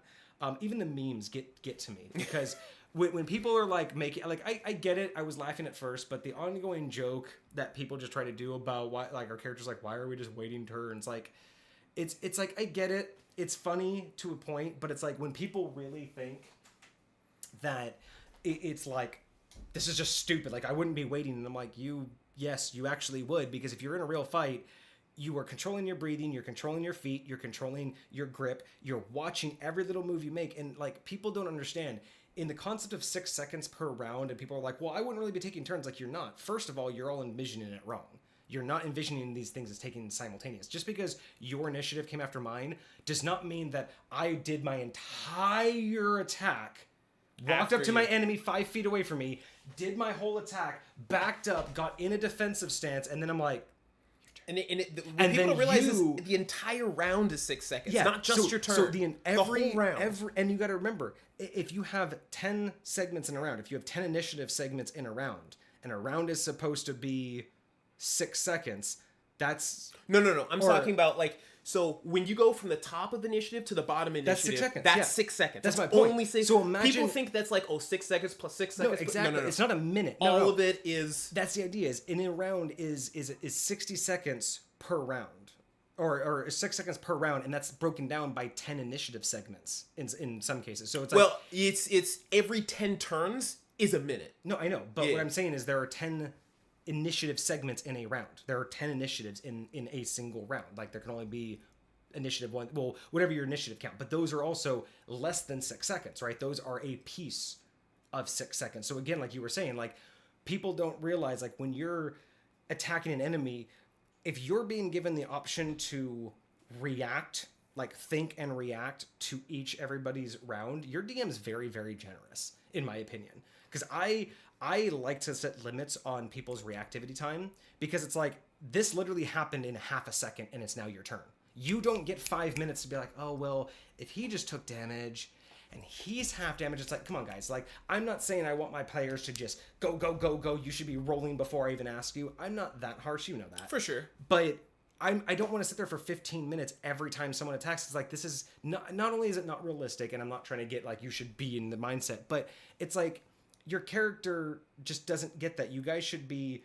I want you guys to be more involved in listening to what's happening instead of waiting your turn to then decide what you're doing. That's me as a DM. I don't like players who waste other players' time. Yeah. If you're not listening to what they're doing and keeping track of the board, I understand there's a lot of things going on. It's one thing like, okay, how far am I away from my enemy? My enemy is still alive, right? Like I didn't keep... It's one thing to do that. I hate it when people are like, okay, where are you? And where are you? And where am I? And how many enemies are alive? Like, bro, stop it. I'm not doing that. But... the idea that people are like, man, it just doesn't make any sense. I'm like, no, it doesn't in your mindset. If you're literally thinking that one character does a full action, backs off, gets into position, and then you go, that's logically not what's happening. It's if you're in a fighter and then your paladin goes next, as you're attacking, the moment you hit, you make your hit, before your sword's off and out of their flesh, technically your paladin's already attacking their initiative. Like in the flow of combat, it's constantly moving. I mean, think of any combat you see in movies. It's just swing after swing. It's not as choreographed, obviously, but it's that constant. Even in the SCA, when you look at like the way I like to envision combat in D&D is like how the SCA does it. When you're fighting there, you might get 1 or 2 swings every 6 seconds from each person. Like if you literally watch a fight, once in a blue moon, you'll see 4 or 5 swings go out when they're just, do their little frenzy. But that's not every 6 seconds. If you do that, if you're holding a 5, 6, 9 pound shield and a 3, 4, 5 pound sword, you are not going to be wailing those things around 3, 4 times every 6 seconds and not being winded. You know what I mean? Like people don't... No, for sure. Your stamina's and this is why, again, hit points are one of those things where it's like, I think people don't treat hit points properly because they think hit points are physical ability, like, oh, well, I'm literally physically damaged to move and I'm in too much in pain. It's like, no, you being hit in combat doesn't mean it hurt, doesn't mean it caused you something physical, but having to handle that, having to take the blow, having to go through that and ignore the minute pain, that is fatigue. Like, that is what hit points to me really... Yes, it is slashes, it is cuts, it is bruises, but it's also the ability to take a hit and brush it off in the moment. That's fatigue. Your body is literally taking effort away from letting you know there's pain, right? You get punched in the face in a fight, adrenaline kicks in. You don't feel it. But you get punched too many times. Doesn't matter if you don't feel it. Your body's going to eventually wear down. And that's why it's like people don't realize, and I think DMs could, again, this isn't on DMs. I'm not saying that DMs are the problem. But if you want to make combat more, not realistic. I hate always using the term realistic because people it's D&D. It's not realistic. But if you want to make combat more engaging, give the descriptors of what happens with combat. Because again, even like with, and this happens in martial arts too. You see this where they fake. And it doesn't have to be an action. Like, you don't have to say, well, I fake a turn. The idea is that while you and me, we did, like, let's say we're top of initiative. You attack, I attack you. And then there's still everybody else's initiative. It's not like we sat there for 5 seconds doing nothing. Mm-hmm. But you attacked me, I attacked you, and now maybe I step back, you try to forward me. Maybe I, take 2 steps forward, you back up. Maybe I swing to see where you're going to do. Like, we're testing each other. Which is, again, why flanking plays a huge role into it. Like, I think a lot of the people that are of this mindset don't 100% know what being in that fight or flight situation feels like. Because a lot of the times, like I'm telling you, as a martial artist, one of the biggest things that we trained is how to make your reactions habit.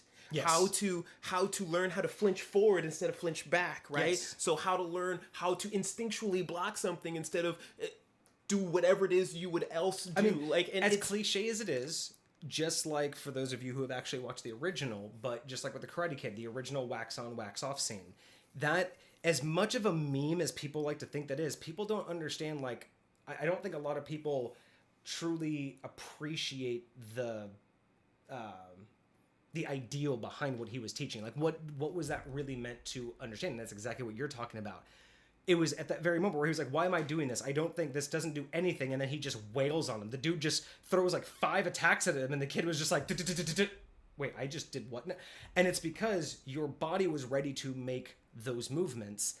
And it's like lifting a weight. It's difficult in the moment. Yep. But once your body knows to do it, it happens without thinking when you know you need it to happen. And that's how you're able to do a lot of the things that you can do in combat. But the reality is you're not sitting there thinking, I would like to do a downward right angle strike. Shit, like no. The D&D movie did a great job at that. No one was taking turns in combat. They didn't even joke about taking turns. Everyone was just doing stuff. And yes, there were certain things that were more attributable to why you would react to it. Magic being flown around, an explosion. Those things in the moment you could say, I'm reacting to that. But the idea that you're being like, okay, well, if you two are attacking them, I guess I won't attack that person. And, well, he's already engaged over there, so I shouldn't attack him and his... But I will say, even a lot of those things, like, those are things, and again, which is why, going back to what you were saying earlier about when people are at the table and it's their turn to come up in combat, like, I expect you to be ready. Like, when everything is going on, when I'm in combat, when I'm engaged, like, I'm using my peripherals. Oh, yeah. I am taking a lay of the land. I'm being aware of, like, hey, this is what I'm going to do next. I'm preparing for this guy to come in. I see him charging at me from this side. When he gets here, I'm going to sidestep. Like, all this, like, I'm getting ready for that. And I'm not saying that the metagaming is not necessary. Like, if the person, if I go to you on your turn and you say, okay, I see that they're engaged. I'm not going to engage him. He's getting fired at, so he's probably about to go down because I saw him get hit with 2 arrows already. And this guy's back to me. I'm going to attack the guy with the back. If you say that to me on your turn, that's fine. But if you're sitting there going, well, I don't really want to attack this guy because he's already being ganged up on, so I probably won't even do it. And then he's taking That's what I mean. Arrows. You don't understand the fight or flight. Like, exactly. He's taking 2 arrows. It's exactly that. Maybe I could, like, should I attack? Are you going to kill him next round? Like, do you think you'll kill him? Like, I don't know. Like, that's the thing where it's like, if you show semblance that you're paying attention, if you're just trying to rationalize all the details, I'm fine with that. It's a game and you're not in the situation. I expect it to take time. But what I don't want is when people sit down and then they talk to other players like, oh, well, should I use this? It's like, stop. Like, I'm not saying that you can't do that, but there's time and places for that. Do that when it's not the combat session. Do that when we're not gaming. Do that before the... Like, I give my players, and you've seen this, I did this in the Discord too, like the arena. I give my players opportunities to learn those things so they're not waiting for the combat everyone's been waiting for 3 gaming sessions to sit there and figure out, well, what my moves are best. Like, to be completely honest, I can't stand it when I'm DMing for a group of 6 or level higher, and people are still wondering what it's one thing to just have a lot of shit and we haven't played in a while and you don't remember what you have. But what I don't understand is, like, when people, like, we're in gaming sessions and they're just like, well, like, should I like they're literally struggling with concepts of their build, and it's like, you built this character, you know how you wanted this character if you've had this character for a minute. Like, what is so difficult? You're a rogue. Why are you questioning whether to get into the shadows or not? You have a bow. Why are you you literally just took the last level up. If you're trying to be creative, that's one thing, but like if you just don't know what you're doing. Yeah, you know, I'm just saying, like, there's ways and so I know we got a little off topic, but I really like Cosmic's comment about AoE damage. So let me go back here. So rules as intended, spell description, boom. Okay, so AoEs are auto hit, since they technically bypass the AC in the form of a forced save. And most AoEs like that, you'll still take damage. It's just half damage if you're able to. Because it's more of like, it's more of is your flinch reaction. Like, with the few exceptions of monks and rogues who can have uncanny dodge and take no damage because they're freaking ninjas. I got my own reservations on things like that. Like, it's hard enough for me to accept that if a fireball goes off next to you, you can somehow take half damage. Look, there's a lot of situations I could respect that, but I'm sorry, like, the paladin could put a shield in front of him, half damage, it's still gonna get hot, I get it. The fucking rogue in cloth armor, who's literally 5 feet from the fucking point of ignition, is not taking half damage. I don't care if you duck and rolled. It's an explosion, my dude. Like, it's not a grenade that goes up in a cone, it's a fireball that goes in a fucking sphere. You're taking damage, my dude. I don't like the fact that you could... I tucked and rolled. It's like, you tucked and rolled in a fucking napalm inferno. I don't care if you tucked and rolled. Like, you're still engulfed in flame, my dude. Here's the deal. Technically speaking, I 100% agree with you. I do feel like there should be some way to, like... Because it just kind of sucks. Oh, well, you're shit out of luck. You just happen to be right next to the center, but... Yeah, what does he say? Okay, so it'd be funny to see a combat encounter turn into a dance-off. I do hate that. As per the spell's description, upcasting has no additional extra effects, such as targeting one additional creature. Are we still talking about for Magic Missile? For targeting an extra creature while upcasting? He's talking about dance-off, so... But I think Magic Missile does create an extra dart, but it does not specify that you can target more. So for every upcast, you can add a dart, right? So Magic Missile starts with 3. If you upcast to level 2, you get an additional one, but it doesn't specify whether or not you can add another target. If you read the spell's description, it says each dart can go to a different target. And if you add another dart... each dart hits a creature. Yeah, so it should... No, you're right. Each dart hits a creature of your choice. It doesn't say it to a max of 3. Yeah. So... Scroll up. I think I'm going to go back up... Oh, that's right. This is the one I skipped. So let's see here. So you wanted to make a backup character that is a wizard, sorcerer, multi-class. Sorcerer solely for the meta magic for twin spells. And high-level wizard for Otto's irresistible dance on 2 creatures per casting. So we talked about this this weekend. Hold on, he was asking me if I like Otto's irresistible dance, and it's basically you can target a creature and make them dance in place for 1 minute. Every round it uses their movement until they wisdom save out of it. They have disadvantage on attacks, and they get advantage attacking them. So he wants to. His only downside was he couldn't do it to more people, even if you upcast it, because we were talking about this over the weekend, where he would love to have like a situation where like he could just affect the whole battle, and then like imagine the BBEG has it, and at the very end of the battle he just casts it on the whole room, including himself, and it just turns into a dance off. Oh my gosh! See, here's the deal. I absolutely love this concept, especially if they can still use like their attacks and stuff. They can't move until you save out of it. You were stuck in one place. So just imagine the BBEG is just as like right in the middle. He's just like, nope, we're handling this my way, and just snaps. And then all of a sudden he just starts doing a jig, and everyone's like dancing along. And then it's like now so then on your initiative you can choose to like embellish it with your attack round. So oh man, it would be so great. Okay. This reminds me. Have you heard of Tasha's Hideous Laughter? It's basically the same thing except it's laughter. Yeah. I think. I think this one's a little bit worse because you can't speak. That one, I like laughter better because it's better against mages. This one only stops, but this one would be good against tanks or major like melee non-spellcasters. So it is a good balance off of that one. Both of those together would just devastate most encounters. Here's what I'm saying. Okay, Tasha's Hideous Laughter, first level spell. Otto's Irresistible Dance, 6th level spell. Yeah, I know. Huge difference. Like such a huge difference. What are we saying? Is it just the fact that how long is her spell? They're both a minute. Both a minute. Both a minute. Both concentration. Both have no effect on the upcast. Each edition. Well, one's a dex save. The dance is a dex save. Oh, it's a dex save. This is a wisdom save. When the BBEG is a bard but loves performance more than combat. Oh my god. Not only does he cast it, but as he casts it, he has a minion like on. He goes, when I give the signal, pull the cord.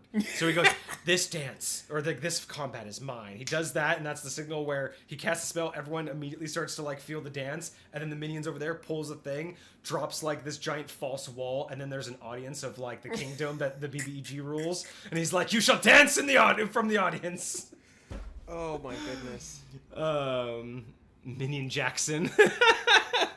Minion Jackson, not Michael Jackson. Oh, that's beautiful. But yeah, no, you're absolutely right. So her laughter is a level 1. That is a level 6. I mean, granted, being able to restrict someone's movement could be considered a more powerful spell, but that is 5 level difference. What is the purpose? Okay, first of all, like, Tasha Sidious laughter, guess what happens to you? You fall prone and become incapacitated. Now, I want you to look up the incapacitated condition. No, I already know it. I hate incapacitated. That's some that is a level 1 spell. It's a level 1 spell.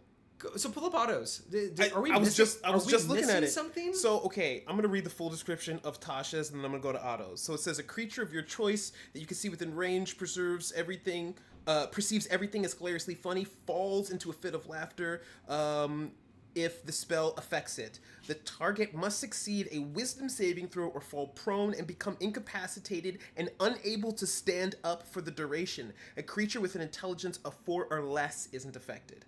Okay? That's one of the biggest caveats. Way more powerful. Now, okay, let's go to autos. That sounds way more powerful than autos, from what I remember. Choose one creature that you can see within range. The target begins a comic dance in place, shuffling, tapping its feet, and campering off for the duration. Creatures cannot be charmed. Creatures that cannot be charmed are immune to this spell. Right, it's like basically, yeah. It's a charm dancing creature must use all of its movement to dance without leaving its space and has disadvantage on dexterity saving throws. Okay, so that's a bonus. And attack disadvantage on dexterity saving throws and attack rolls. While they're affected by this spell, other creatures have advantage on attack rolls. So, but incapacitated, pretty much all that's the same. Yeah, you're prone anyways. You're prone. I mean, the only thing that the prone protects you from is range, but people can just walk up to you, slit your throat. Like, in-game mechanics don't even apply when you're prone at that point. And incapacitated, like, yeah, there is no way that autos belongs at level 6. Crawford, you owe me an explanation, sir. I do not believe in this. Gosh, hold on. So at the end, I want to go back to laughter. Because because the other one was charmed was the immunity. Anybody who was immune to charm can't be danced. But hers was what of a certain. Target must succeed in wisdom saving throw or fall upon, unable to stand up at the end of each of its turns. And each time it takes damage. Okay, so this one, if it takes damage, they can come out of it. So the other one is it's either save or they wait. Yes, save or wait. So that's kind of. But the other one, but still, the other one can that's still, you're not stopping it. If they have an arrow, if they have a bow and arrow, they can still attack. Laughter, you literally take them out of combat completely for the duration. Yeah. If you don't attack them, they're down unless they save out. But the dancer can still attack. They can still talk. I don't understand. If the dance doesn't deserve level 6, then what does it belong to? See, I'm thinking the laughter needs to be higher. I think maybe they need to switch, or I think maybe the dance could be like a level 2 or a level 3 spell, and the laughter could be a level 4 or 5 spell. No, that laughter, I would put that laughter, man, that's crazy. Dude, laughter needs to be level 3 minimum. That's crazy. The dancing, level 1 sounds even low for dancing, just because, again, you're immobilizing them. But, if you were to put dancing at level 2 or 3, that laughter would have to be level 4. I mean, Hold Person is a level 2 spell, and it does basically the same thing. You're But it's concentrated. incapacitated. But you have concentration, right? They're both. All three of these are concentration. Oh, really? All of them are concentration. Then no. So then dance should have to. The dancer loses their action to make the wisdom, so that so if they want to save or if they want to attack. But again, beating out that doesn't do any no. I would say that make it like hold person, because hold person I think does even more. So if it's and hold person you can upcast for multiple people too. This has to be level 1 then. This is a level 1 spell. The dance must be a level 1, and Tasha should be level 4 to 6. With a full incapacitation, Jesus. Yeah, I don't know. I would like to know who structured that, because that doesn't sound right. That does not sound right at all. I don't know. Okay, well, that concentration was really fun. is lightweight overused, I will admit. That's what Cosmic is bringing up. But I think that because there's so many things that you can't do because they're concentration, and so is something else you have on. Yeah. But I get it. So when is I'm gonna check out this thing. So last updated. So they just updated this last week. What is their goal? It doesn't even say their goal. So they have 17,000 backers. They've already pledged $1.9 million. Good God. See, this is what I'm telling you. Holy crap! What was their? Where do I find out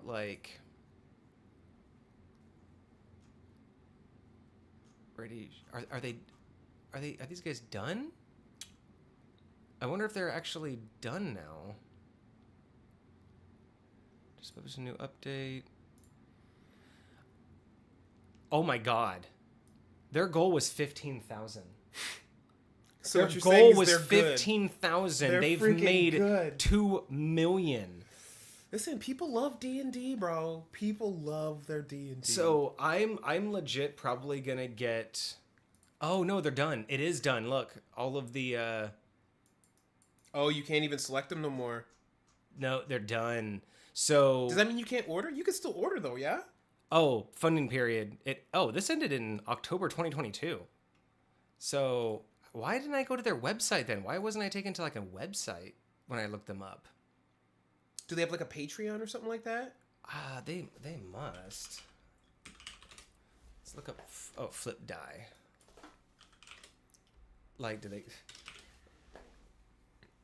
There's the Kickstarter. I don't. On their Kickstarter, do you think you can still order? Backer kit. I don't. I'm trying to find out where they are. I'm not 100% sure how the Kickstarters works. Patreon, what are they? Warlock. Unless they just got done with this. Here's a website. I don't know if it's theirs though. That's so weird. Why can't I find?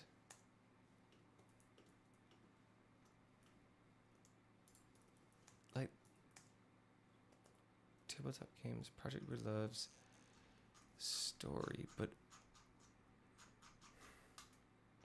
I'm gonna go into their FAQ. What about shipping in France? What is the difference between early bird and the Kickstarter price pledge? Only difference is the price. The box amount, how much the coins away.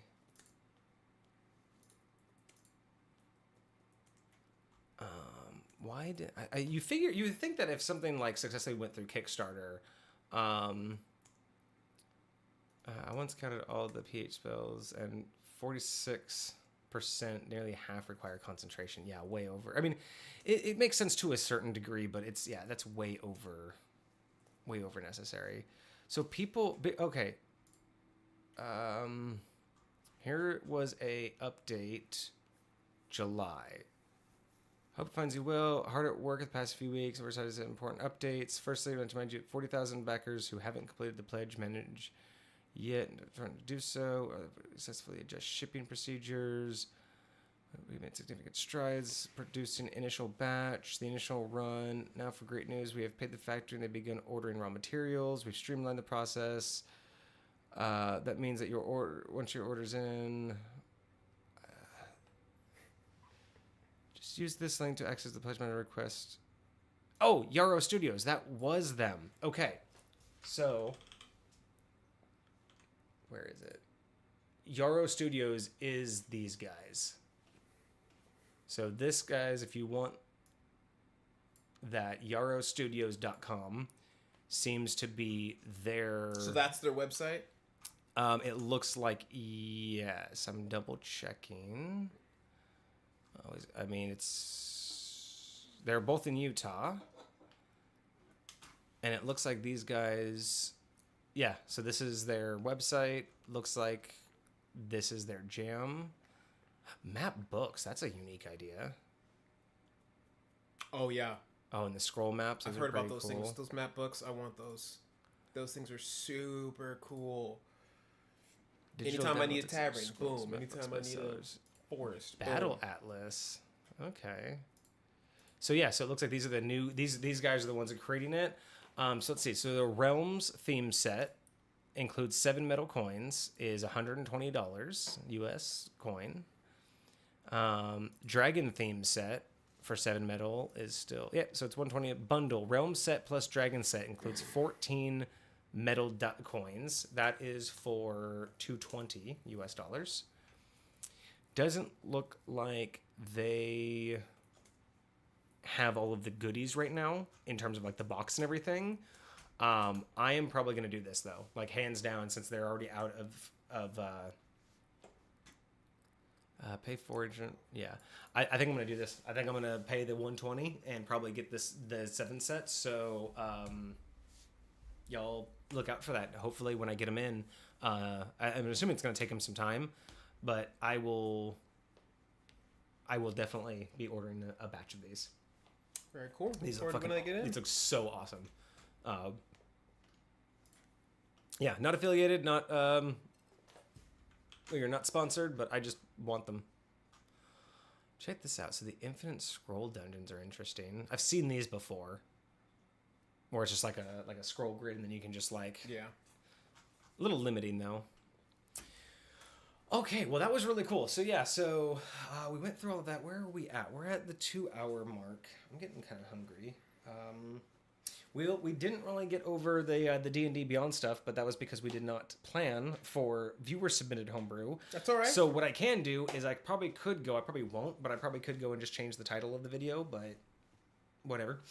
We can do that next time. Yeah, most definitely. So I liked that. I don't mind. What about the character sheet? Do we have a couple minutes for that? Let's take a gander. Let's gander at that real quick, because we did say we would at least try to take a quick look at that.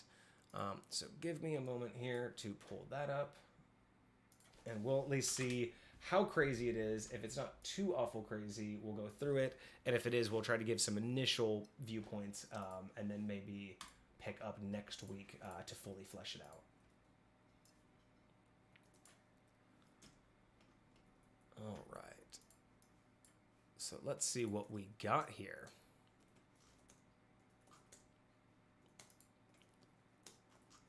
Doesn't look like Google Sheets liked it, so give me a moment.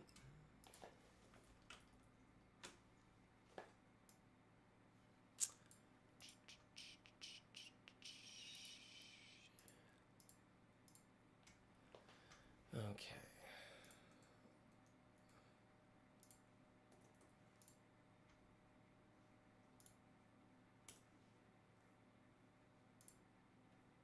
Jesus Christ. Come on. Bloody, bloody, bloody, blah. Hurry up.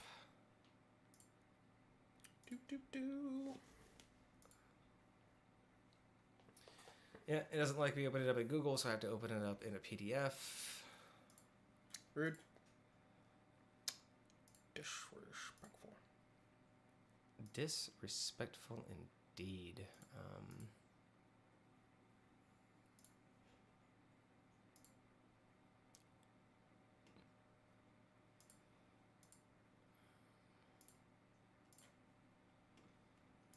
Character sheet's about to be OP. Give me 2 more seconds, y'all. I'm just trying to get this thing to play nice. I will open this up. There we go. All right, give me 2 seconds. I'm gonna go use the restroom, and then we will go over this. If you want to kind of take a look at it real quick. Or yeah, let me take a quick gander at this. See what we got here. All right, Cosmic.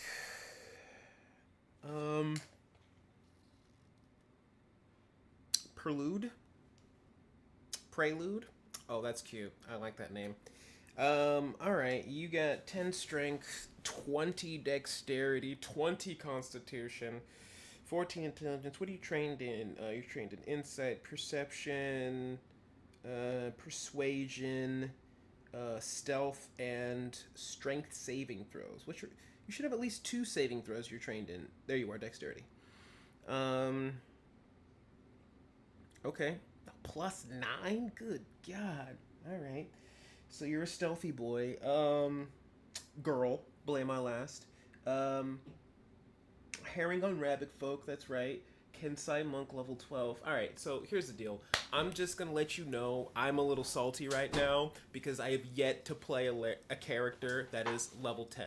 Alright, so... Have you not played a level 10 character? I have character? not played at level 10. We technically just got dobbed to level 10, but I've never actually played him at level 10. Yeah, that's fair, because you're still lost it's in like, the conversation. You know, like, it just hasn't happened yet. So, well, you're right around the corner at least. At least I'll be the first. I'll be his first level 10 DM. Right? This is what we're talking about. Hey, I was your first level 1, and now I'll be your first level 10. Listen, as it should be. As it should be. Fantastic. I wish I had... Oh, you have an... Okay, that's just you two. key points. Good God. Okay, so let me... That's beautiful. Listen... How do I get rid of... The abilities of the monk are phenomenal. I love them so much. But one of the biggest things that frustrates me is like, okay, there's a lot of stuff in other classes that like rogues get for free that we have to spend, but like that monks would have to spend resources to get. Like being able to dash as a bonus action. I think like certain little things like monks or what do you call it? Rogues get to hide for free as a bonus action. I don't think monks should get that, but I do think they should be able to take the dodge action as a bonus action. That would be beautiful. Anyways, that's just my little rant about things and stuff and things. Immunity to poison damage, and disease. Yeah, that's when you get to a certain level as a monk, you're like, no, I'm good, I'm Gucci. Now, I do kind of, first of all, the beautiful health 1, 2, 3, I like it, but it's. I like this breakdown. Like I kind of like how the character sheet. Like if I like how this. Oh, this is nice too. Yeah, no, I just like how it's broken down and how it looks. Mm-hmm. I do miss the Google Sheets one though for the Discord. Oh yeah, we still have that. I just have to use it. Yeah, it not for in its raw form like this. It didn't look that good like this did look good, but I liked how it combined everything and how again just how everything's stocked on here and just like. For sure. In its own areas, I do like how it's laid out. I makes it like very easy. the fact, you know what? I feel like I can actually do that in Google Sheets, but where for like the hit dice and stuff, or even for spell slots where you can use like checkboxes and stuff instead of just cells. I like how it puts that in there, and I like how even down here it's got stuff for potions, stuff for darts, like keeping track of different like items that require. What am I thinking of? Like quantities, whatever, ammunition, stuff like that. Okay. Anyways, Death Strike. Let me refresh on Death Strike. Where's my monk classes? It's been a minute since I played monk. I miss my monk. What? Hello? Base. Is Death Strike a subclass feature? It might be. I think it is. Really? Yes, it is. When you hit a target with a Kensai weapon, you can spend 1 key point to cause the weapon to deal an extra. How? Deal extra damage equal to your martial arts die. Oh, so you're just gonna add a martial arts die to it for a key point. Now, you can use this feature only once on each of your turns. That literally answers the question I was about to ask. Just keep reading. So what I always have to tell myself. I know, right? I'm like asking questions. I need to know these. Oh, it's right there in front of me. Whatever, it's fine. Okay. What the hell happened here? No, I really miss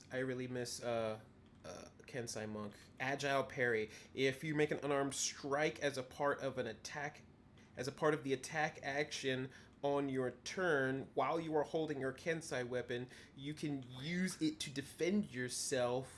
Really? Did I? To defend yourself if it is a melee weapon. You gain a +2 bonus to your AC until the start of your next turn while your weapon is in your hand and you aren't incapacitated. So basically, if I have my Kensai weapon in my hand and I don't attack with it, or I do at least one of my attacks with not my weapon, as a part of the attack action, not my flurry of blows, then I can use my weapon to add to my AC. That is dope, especially a +2 to your AC. That's like half a shield for free, and you don't even have to use what do you call it? A key point. Yeah. No, that's pretty dope. Empty glass vials, nice rations. What weapons does he say he uses? He uses short swords, it looks like. Or that's just the what chain daggers. Oh, the dart, the whip dart. Yeah. The two on the chain. That is really nice. So it's a 1d8 + 10. That's actually slashing, piercing damage. So what's cool about it's nice. The Kensai monk, whenever you have a Kensai weapon, no matter what the weapon's damage is, it will increase with your monk level. That's dope. So like if I have this is probably going to increase over time. Yes, I think it. Does it max out at a D10 or does it max out? I'm literally looking at it right now. I could just find out. He's proficient with short swords, but doesn't use them. Got you. I like how the character information's built out. I actually like how this is laid out. This is nice. No, I need table. Martial arts die. So it maxes out at a D10 once you get. See, he's already got the freaking max. One of these days. But he's only at a D8. So yeah, but D8, the only step up from that is 10. So, like, you'll get a D10 once he hits level 17. Oh, level 17. Okay. Once he hits level 7. So it starts off at a D4, and this includes your unarmed strikes. So all your unarmed strikes starting off at level 1 do a D4. But then once you get to level 5, they all do a D6. So your weapon will start off doing whatever its normal weapon damage is, but once your martial arts die surpasses its normal weapon damage, then it increases. So if you have a short sword that does a D6, the second you hit level 11, it's going to now start doing a D8. Or if you have a whip that does a D4, the second you get to level 5, it'll start doing a D6. It's I like the concept of because it has you like focus on something, kind of like we were talking about earlier, being dedicated to something, you know. Yeah. You're dedicated to your craft. You train with this weapon all day long, you know. It does at a certain point give you the ability to get like a secondary Kensei weapon. So like you can have like a melee one and a ranged one. So say you wanted to like use like throwing stars as one of your Kensei weapons. Those will all level up with you and all this extra stuff too. Yep, there's the dedicated weapon, mosaic tradition. Does it missiles 1d10 + 17. No, deflect. I love deflect. Oh god, it's so good. Fueled attack. As long as your DM attacks you with ranged stuff, it's cool. Kai fueled attack sounds interesting. Stillness of mind. Kai empowered strikes, you mean? Yeah, he has Kai fueled attack as it might be the same thing. One with the blade, sharpen the blade. I'm assuming those are like those are Kensei features. And then glass mastery, have advantage on investigation, history, and sleight of hand when interacting with glass items. That's cool. That's really nice. I like the little touch of that. Sharpen the blade. At 11th level, you gain the ability to augment your weapon further with your ki. As a bonus action, you can expend up to 3 ki points to grant one Kensei weapon you touch a bonus to attack and damage rolls when you hit with it. So you can basically use your ki to make it a +1 weapon. That's dope. Or up to a +3. That's dope. You're like, you know what this is going to be? Now, is that just for the turn? The bonus equal to the ki. This bonus lasts for 1 minute.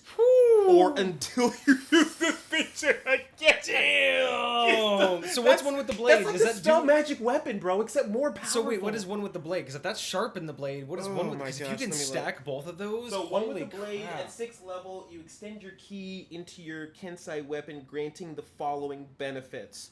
One is magic Kensei weapons. Your attacks with your Kensei weapons now count as magical for the purposes of overcoming resistance, is immunity to non-magical attacks. And Death Strike, you can hit your target with a Kensei weapon. You can spend 1 key point to cause the weapon to do extra damage. So I can just make it do an extra martial arts die of damage with a key point. And then on top of that, sharpen the blade and do... Oh my god. Bro. So his next level consideration. So upon next level at 13th, he wants a plus 10 to HP. He's going to get a key point. D8 if it dies. Plus 1 proficiency voice to become plus 5.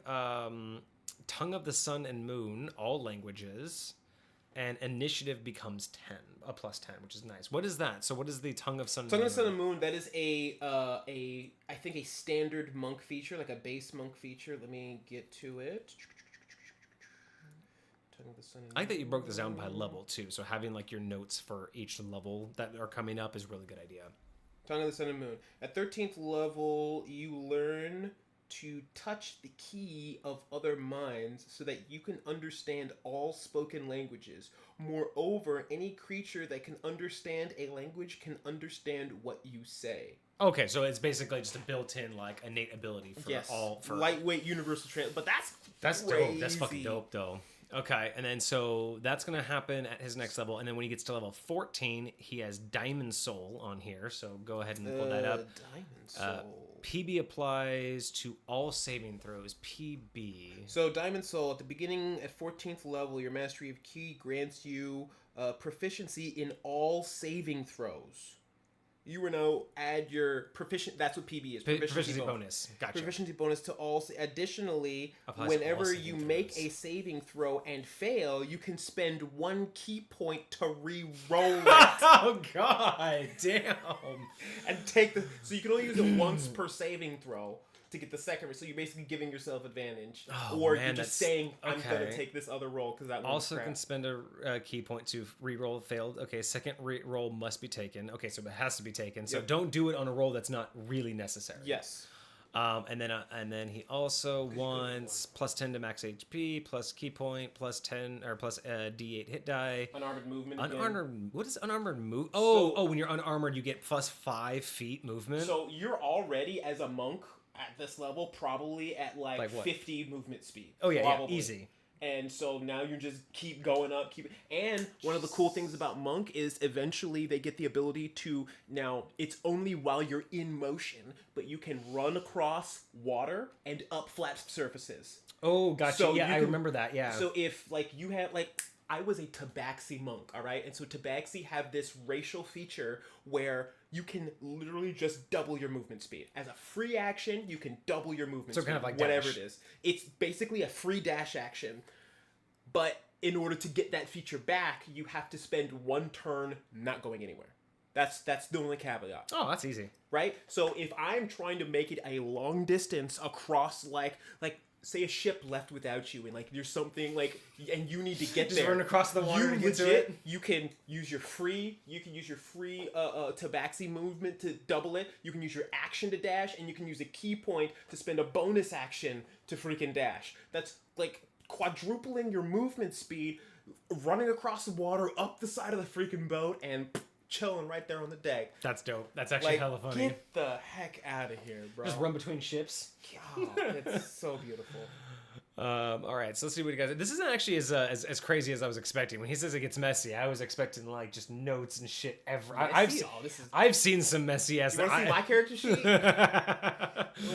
Okay, so let's see. So we have Death Strike. When you hit a target with a Kensei weapon, you can spend a key point to cause additional to deal extra damage. This is what you were talking about. Mm-hmm. Equal to your martial arts die, a D8. You can use this feature only once on each of your turns, so once per turn. Part of one with the blade. So that's what you talked about before. Yep. It looks like we got some attunements. So we have 4 attunement options. Right now he has a ring of jumping and a ring of free action. Ring of jumping probably makes sense. It's probably a vertical jump, I'm assuming. Like allows for like 10... It basically... I'd have to look it up, but I'm pretty sure it basically gives you the effects of the jump spell. Yeah. Which... but I'm real quick, I'm looking at the ring of free action because that might be... Oh, see, for a monk, this is so. While you're wearing this ring, difficult terrain does not cost you extra movement. In addition, magic can't reduce your speed nor cause you to be paralyzed or restrained. So any of these spells to stop you, dude, bro, especially with the movement.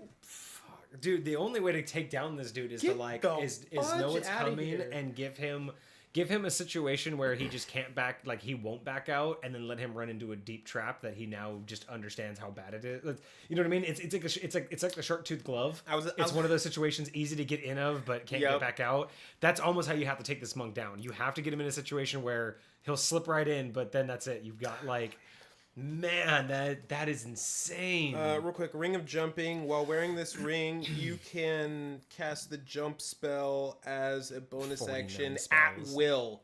At will. You get you cast the jump spell at will, but can only target yourself. Still, doesn't matter with all of this. With fucking all of this, dude. Like, so what is the jump spell? Let me. I was about to pull it up. Hold on. Man, I'm just like, if you had one thing that prevents fall damage, can you imagine what you could do with this character? Bro, first of all, a monk just innately gets to remove. Hold on. What's the feature? Hold on.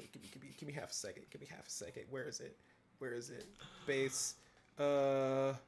Slow fall. That's what it's called for monk. Where are you, slow fall? You can jump distance is triple, and your jump distance is triple. You can use, as a monk, you can use your reaction when you fall to reduce any fallage damage you take by an amount equal to 5 times your monk level. So if you're a level 12 monk, go ahead and take 58. I personally have always had a problem with how fall damage is dealt with in D&D, but I like the fact that it grows with the monk. That sounds like a fucking lot, but I understand that I get it because you're like agile. I get the concept of reducing it, but I'm in the side of things where there's a point at which you can't continue, like terminal velocity. You can't continue to increase yes. I think that there's a fall. I put in a fall limit. I think mine is like a max of 100 feet. After 100 feet, you're not taking away fall damage. Like, you can only take away so much. I get being able to take the fall, roll. I feel like anything past that, you're just taking max damage. That's the point. To me, there's a point to where you can only stop so much, and then after a certain point, it's like there's just a cap. Like, you're basically... I don't believe you can fall 1,000 feet and survive. Like, even if you have 1 billion hit points, like, come on now. Like, there's certain things here that I think... if you're actually taking the damage, or if you're like dropping and the wizard's like, "Hey, I'm gonna cast Globe of Invulnerability around us." Yeah, so my thing is like, again, this is where the concept of hit points is a little bit of that weird thing of just because you have 1,000 hit points and technically the fall is only gonna take 900. You're not just gonna get up and go, not even a bloody nose. I got 100 hit points. I'm like it's like, no, that's not really, to me. That's that whole. People want to, like, again, it's like people want to use rules as written when it really benefits them, and then they want to argue rules as written as in, well, it's just a game of imagination. It's like, that's one of those times people will always say, but rules as written says that I'm only going to take this much damage, so I'm fine. And it's like... So, see, that's why... That's my problem with, like... If I ever have players like that, the first time you mention rules as written, I'm going to be like, okay, here's what we're going to do. I'm going to give you this label. Do you want to live by rules as written? Or do you want to live by rules as intended? Exactly. Because I'm going to put that label on you, and then every single time rules as written comes up, I'm going to be like, nah, bro, you can't. Cosmic says that at 12th level times 5, it's 60 fall damage negation. So that's pretty bad. And that's what I say, like fall damage has always just been one of those weird situations for me. I like this. I like how this is laid out. This is not messy, bro. If you think this is a messy character sheet, then you should see ours, man. Man, my original character sheets were fucking nasty with just all of this shit. I mean, all of the backside pages were just filled with oh my god. I still have my original daubed character sheets. Like, we redid it a couple times, but oh my gosh, there's a lot on there. No, that was beautiful. I appreciate that, Cosmic. That's very cool. Yeah, that's really, really cool. I'm just gonna bring this up as we head out. So yeah, 49 total, but I didn't count how many of each level. Oh yeah, so in the he was saying that in the player's handbook, 49 spells of 5th level to 9th level require concentration. That's insane. No, that was actually a really cool character build. I like that. I don't know if you saw the fact that it's all his character is also a mother of 15 from 3 different litters. I like the little detail in that. That's like he actually broke down how many kids from each litter. And I'm like, okay, that's out legit. Here bumping that's like cute. rabbits. I see. I like it. See. No, and again, it's one of those little things. It's little tiny background stuff that just shows me you paid attention to your character build. Like, you took the time to really add in those things that make your character alive, other than just, oh, it sounded cool, so I'm this, with no contextual backstory. You know what I mean? Like, we all have those characters, everyone who has that player who just creates a character, creates a generic backstory, but then does all of this unnecessary, unconnected stuff to their character. Or wants all this really cool stuff. I'm like, oh, I'd have this, or oh, I'd have that. Yeah, and it's like, but why would you? And you're like, because I want it.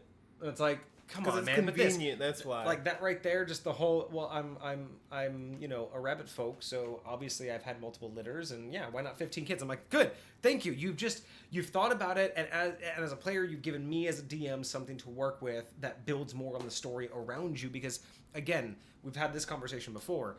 Building the story for the players versus building their story around the players.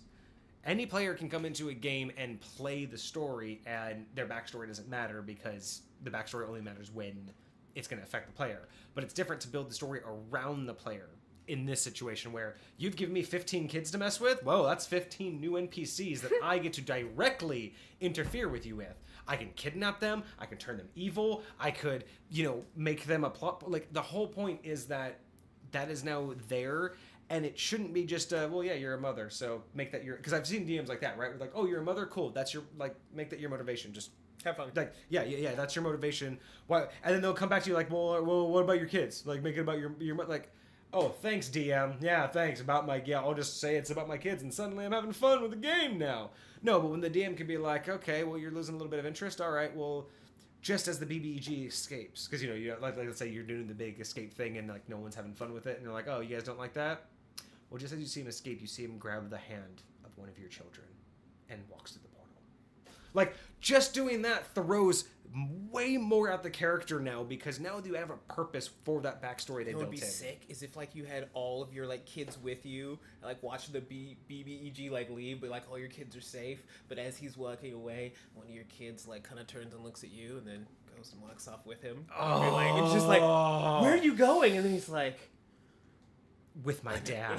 Oh my god, no, how cool would that be? Like, with my dad, with my real father.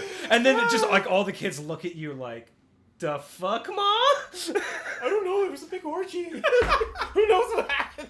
Oh, it was a 70s kid, you don't understand. Whatever, it's fine. All right. So, no, I think that was really good. I think that's a really cool character build, and again, I like small details like that. So I think we'll end it there. Go check out Flip Die, guys. I think they're really cool. They are not a sponsor, but I am probably going to go and check out the 7 set for the Realms theme. I think I'm going to be buying that one once I put the money together. Very sick. So I will show those off on stream as soon as I can.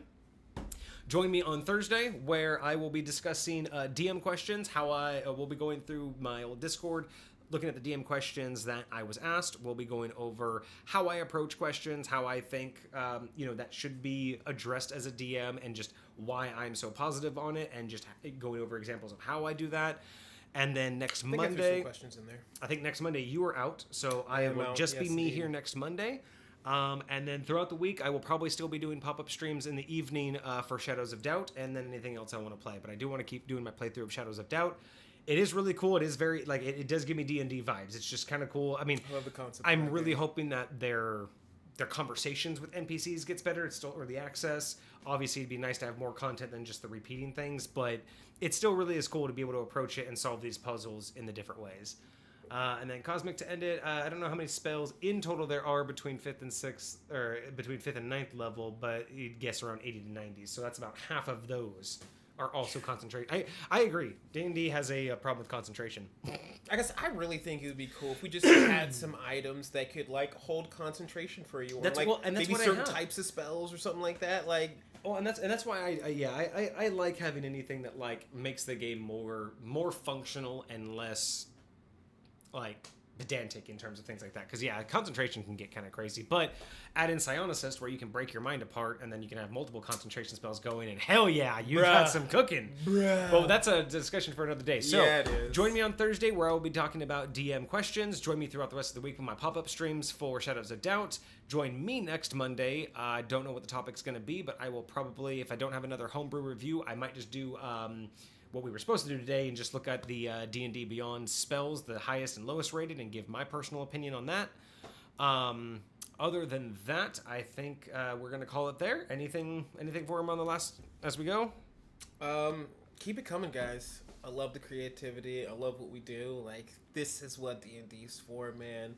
Birthing that creativity and finding a place to actualize it. Yeah. It's beautiful.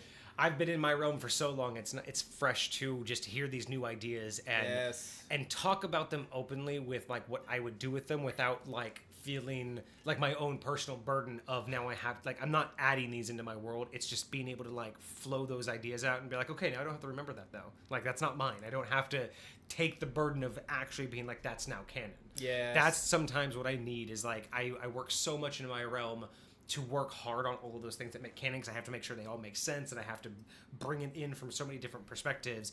This is nice because it's just a free chance to let my mind wander on it and then immediately drop all of the weight. So I'm digging it. I hope we continue. I hope you guys bring more homebrew stuff back to us. If not, there's always stuff online that we can find, but I do like your guys' stuff. It's actually a lot more intimate to talk to you and get your guys' feedback, like actually ask you questions, actually hear from you about what your mindset is, because we can only theorize, we can only sit there and guess, but when you can sit there, like we know when Cosmic can just sit there and be like, this is what I wanted it because I wanted a paladin item, that sets us up for a much deeper conversation than just speculating. Nice. So yeah, keep it coming. Join me every Monday and Thursday. Otherwise, have a great rest of your week, and we will see you guys later. Deuces. Have a good one, gamers.